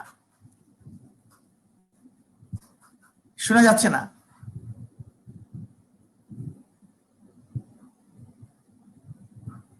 আহা, আবার শুনতে পাচ্ছি না। আনমিউট করতে বলো। আর না, অন্যটা আনমিউট করা আছে। আচ্ছা, শোনা যাচ্ছে না মইন ভাই? না না, শোনা যাচ্ছে না। হেডফোনের কর্ডটা একটু যদি রিচেক করেন। আচ্ছা, মইন ভাই মনে হয় আবার ঢুকবে। স্নিগ্ধার কাছ থেকে আমরা 2 মিনিটের মধ্যে ঘুরে আসি। 2 মিনিট। হ্যাঁ, 2 মিনিট। আমাদের তো আসলে টাইম শেষ, তারপর আমরা আবার হ্যাঁ। তাসনুভা আপুর কাছে গান শুনবো। তাসনুভা আপু খুবই সুন্দর মানে গান গাইছেন এবং খুব সুন্দর করে বলছেন। স্পেশাল থ্যাঙ্কস টু মইন ভাই, এত সুন্দর ভাবে উনি সবকিছু মানে প্রেজেন্ট করছেন এবং ওনার কাছ থেকে আসলে জানার আরো অনেক কিছু আছে আমাদের। তানভীর রনি ভাইয়াকেও খুব অনেক ধন্যবাদ। আর নিয়াজ, তোমাকে তো খুবই মানে খুবই খুবই থ্যাংক ইউ এত সুন্দর একটা আয়োজনের জন্য। তারপর যা বলতে চাচ্ছি তা হচ্ছে যে পেন্সিল থেকে একটা তো ডোনেশন প্রোগ্রাম করা হচ্ছে, সেখানে পেন্সিলররা জয়েন করবেন আশা করি। 1 নাম্বার কথা। 2 নাম্বার কথা হচ্ছে সোশ্যাল ডিস্টেন্সিং মেনটেন করতে হবে। কেউ জরুরি প্রয়োজনে বের হলে এক বাসা থেকে একজন বের হন এবং আপনার আশেপাশে যে কারো থেকে 2 মিটার বা 6 ফিট দূরত্ব বজায় রাখেন। হাঁচি কাশি দেওয়ার সময় মুখটা ঢেকে রাখেন। এই মুহূর্তে আড্ডা, দাওয়াত সবকিছু বন্ধ। জরুরি প্রয়োজন ছাড়া বাজার করা বন্ধ। শুধু শুধু বেশি বেশি ভালো ভালো খাওয়া বন্ধ। আমরা একটা অনেক বড় রিসেশনে দেখতে পারি হয়তো, আমরা জানি না আসলে। আর বাংলাদেশে কি পরিমাণে কতজন কোথায় আক্রান্ত হবে আমরা জানি না, তাই যে কোনো ধরনের যেখানে মানে কয়েকজন 10 জনের বেশি মিলিত হয়েছে বা 5 জনের বেশি মিলিত হয়েছে সেই গুচ্ছে আপনার যাবার কোনো দরকার নাই, কখনোই দরকার নাই। পারলে যে খাবারটা আপনি অনলাইনে ডেলিভারি দিয়ে আনাইতে পারতেছেন, যে বাজারগুলো, সেগুলো আনার সময় আমরা পলিথিনটা পরিহার করে ভিতর থেকে জিনিসগুলো নিতে পারি। নিয়ে সেগুলো যদি টিন বা অন্য কোনো প্যাকেটজাত দ্রব্য হয় সেগুলো ডিসইনফেক্টেন্ট দিয়ে আমরা মুছে ফেলতে পারি। আর সবকিছু করার পরে আমরা যে জায়গায় জিনিসগুলি রেখেছিলাম সেই জায়গাটা সারফেসটা ডিসইনফেক্টেন্ট দিয়ে ক্লিন করতে পারি, কারণ যে কোনো সারফেসে কোভিড-19 ভাইরাসটা 3 দিন পর্যন্ত বেঁচে থাকতে পারে। আর এছাড়া সবকিছু করার আগে এবং পরে নিজেদের হাতই এখন আমার শত্রু, নিজেদের হাতই এখন আমার বন্ধু। আমরা এই হাতটাকে খুব সুন্দর করে 20 সেকেন্ড সাবান পানি দিয়ে ফেনা করে করে ধুতে পারি। দরকার হলে আপনি 2বার হ্যাপি বার্থডে টু ইউ ফুল গানটা গেয়ে ফেলতে পারেন। আর সবাইকে ধন্যবাদ এতক্ষণ আমাদের সাথে থাকার জন্য, ধৈর্য নিয়ে আমাদের অনুষ্ঠান দেখার জন্য। আমাদের নিয়াজকে অসংখ্য ধন্যবাদ। Thank you Niaz. Thank you Snigdha. আমি মইন ভাই ঢুকতে পারবেন কিনা জানি না। আমি মইন ভাই সম্পর্কে একটু কথা বলি। সেটা হচ্ছে যে উনি টানা 2 রাত ডিউটি করে আজকে আমাদের অনুরোধে উনি জয়েন করেছেন। ওনাকে অসংখ্য ধন্যবাদ। ওনার ব্যস্ততা সত্ত্বেও এবং টায়ার্ডনেস সত্ত্বেও উনি 2 ঘন্টা সময় দিয়েছেন আমাদেরকে।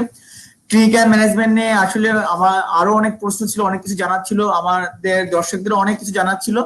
আমরা করি নেক্সট কোন একটা পর্বে আমরা আবার মইন ভাইকে পাবো এবং তখন এই ক্লিনিক্যাল ম্যানেজমেন্ট গুলো নিয়ে আমরা কথা বলবো। দর্শক, আগামী 3য় পর্ব থেকে অর্থাৎ বৃহস্পতিবার থেকে আমরা এই প্রোগ্রামটাকে একটু ভিন্নভাবে সাজাবো। আমাদের প্রথম 2টি প্রোগ্রাম ছিল শুধুমাত্র ডাক্তারদেরকে নিয়ে কোভিড নিয়ে আলোচনা। আমরা 3য় পর্ব থেকে আমরা এটার নামটা একটু চেঞ্জ করতে চাচ্ছি, সেটা হচ্ছে ফ্রন্টলাইন ফাইটার। শুধু ডাক্তার না, ডাক্তার, পুলিশ, আর্মি, ব্যাংকার যারা আছেন ফ্রন্ট লাইনে কাজ করছেন এই দুর্যোগ মোকাবেলায়, তাদের প্রত্যেকটা সমাজ থেকে কাউকে কাউকে আমরা নিয়ে আসার চেষ্টা করব প্রতিটি প্রোগ্রামে। এবং তাদের ভাবনা, একই সাথে ফিজিশিয়ানদের ভাবনা এবং আপনাদের করোনা সম্পর্কে, কোভিড সম্পর্কে যা কিছু জানার দরকার সেটা আমরা চেষ্টা করব স্টেপ বাই স্টেপ। সব কিছুই একই পর্বে দেওয়া সম্ভব না।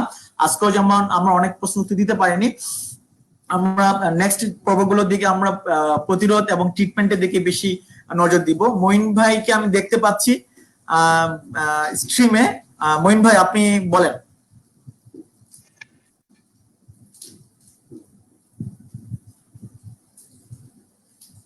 হ্যালো,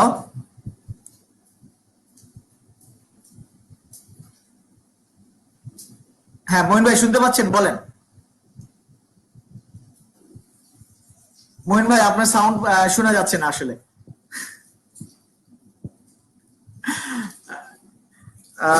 জানি না কোন একটা কারণে মইন ভাই সাউন্ড শোনা যাচ্ছে না। আমি মইন ভাইয়ের অ্যাবসেন্সে মইন ভাইকে নিয়ে একটা কথা বলছিলাম, কথাটা আবার একটু বলি যেহেতু ওনার শোনা দরকার। কারণটা হচ্ছে যে উনি টানা 2টা রাত ডিউটি করে আমাদের রিকোয়েস্টে উনি এই প্রোগ্রামে এসেছেন। প্রচন্ড রকম টায়ার্ড ছিলেন, সময়ের স্বল্পতা ছিল, ব্যস্ততা ছিল। তারপর উনি আমাকে বলছিলেন উনি আজকে ইউকে টাইম, আমাদের বাংলাদেশ টাইম 3টার সময় উনি হাসপাতাল থেকে ব্যাক করেছেন বাসায়। এবং আমি যখন ওনাকে নক করলাম, ভাই আজকে আপনি আছেন তো? উনি বললেন যে আজকে আমি এত টায়ার্ড, আমার পক্ষে সম্ভব না। তারপর তুমি যখন বলছো আমি তোমার রিকোয়েস্ট ফেলতে পারবো না, আমি 7টার সময় থাকবো। এবং আমাদের আসলে ক্লিনিক্যাল ম্যানেজমেন্ট সম্পর্কে আরো অনেক কিছু জানার প্রয়োজন আছে। এবং আমি মহিন ভাইকে খুবই রিকোয়েস্ট করবো যে নেক্সট আরো কিছু প্রোগ্রামে, আরো কিছু এপিসোডে আপনাকে আমরা চাই, কারণ আপনাদের কাছ থেকে আমাদের প্রচুর কিছু জানার আছে। কারণ আজকে আমরা অনেক কথা জানতে পারলাম, অনেক তথ্য জানতে পারলাম, এগুলো যেগুলো আমরা ক্লিয়ার ছিলাম না, জিনিসগুলো আসলে আমাদের সবার জন্য দরকার। দর্শক, আমরা অনুষ্ঠানে একদম শেষ পর্যায়ে চলে আসছি। আমি সবাইকে ধন্যবাদ জানাচ্ছি যারা এসেছেন, তানভীর হোসেন ভাই, মঈন ভাই, সাইফ, স্নিগ্ধা, তাসনুপা আপা, এবং আপনারা যারা এতক্ষণ ধৈর্য সহকারে শুনলেন। সাথে আমাদের পেন্সি প্যানেলের সকল অ্যাডমিন এবং মডারেটরকে অসংখ্য ধন্যবাদ এই সুযোগটা করে দেওয়ার জন্য।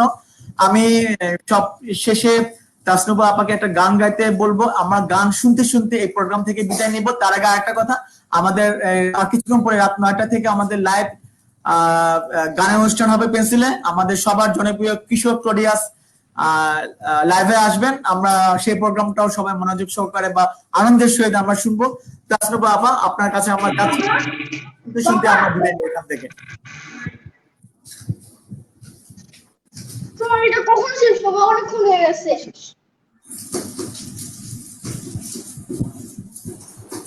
ধন্যবাদ নিয়াজ ভাই। জি, করোনা নিয়ে সবাই খুবই আতঙ্কগ্রস্ত, খুবই টেনশনে বা অনেকে প্যানিক স্টেটে আছেন। তো এর মধ্যে আমাদের একটু হালকা বিনোদন দেওয়ার চেষ্টা। তো যেটা বলছিলাম যে প্র্যাকটিস নাই, ভুল ত্রুটি হলে ক্ষমা সুন্দর দৃষ্টিতে দেখবেন। আশা করছি যে ভালো লাগবে। তো এবার যেটা গাইবো সেটা হচ্ছে সতীনাথ মুখার্জির গাওয়া গান, 1962-তে রিলিজ হয়েছিল, সুনীল বরণ, এবং ওনার লিরিক্স লেখা এবং মিউজিক করেছেন সুধীন দাশগুপ্ত। তো আজকে বৃষ্টি হচ্ছিল, কয়েকদিন ধরেই বৃষ্টি হচ্ছে, তো ভাবলাম যে একটা বৃষ্টির গান করি। আকাশ এত মেঘলা, যেও না গো একলা, এখনই নামবে অন্ধকার, ঝড়ের জল তরঙ্গে নাচবে নটি রঙে, ভয় আছে পথ হারাবার। আকাশ এত মেঘলা, যেও না গো একলা, এখনই নামবে অন্ধকার, ঝড়ের জল তরঙ্গে নাচবে নদী রঙে, ভয় আছে পথ হারাবার। গল্প করার এই তো দিন, মেঘ কালো হোক মন রঙিন, গল্প করার এই তো দিন, মেঘ কালো হোক মন রঙিন, সময় দিয়ে হৃদয় তাকে বাঁধবো না কো আর। আকাশ এত মেঘলা, যেও না কো একলা, এখনই নামবে অন্ধকার। আধারো ছায়াতে চেয়েছি হারাতে, দুবাহু বাড়াতে তোমারই কাছে, আধারো ছায়াতে চেয়েছি হারাতে, দুবাহু বাড়াতে তোমারই কাছে। যাক না এমন এই তো বেশ, হয় যদি হোক গল্প শেষ, যাক না এমন এই তো বেশ, হয় যদি হোক গল্প শেষ, পূর্ণ হৃদয় ভুলবে সেদিন সময় শূন্যতার। আকাশ এত মেঘলা, যেও না গো একলা, এখনই নামবে অন্ধকার, ঝড়ের জল তরঙ্গে নাচবে নদী রঙে, ভয় আছে পথ হারাবার, ভয় আছে পথ হারাবার, ভয় আছে পথ হারাবার। ধন্যবাদ সবাইকে, সবাই ভালো থাকবেন, সুস্থ থাকবেন, শুভরাত্রি। ধন্যবাদ সবাইকে। খোদা হাফেজ।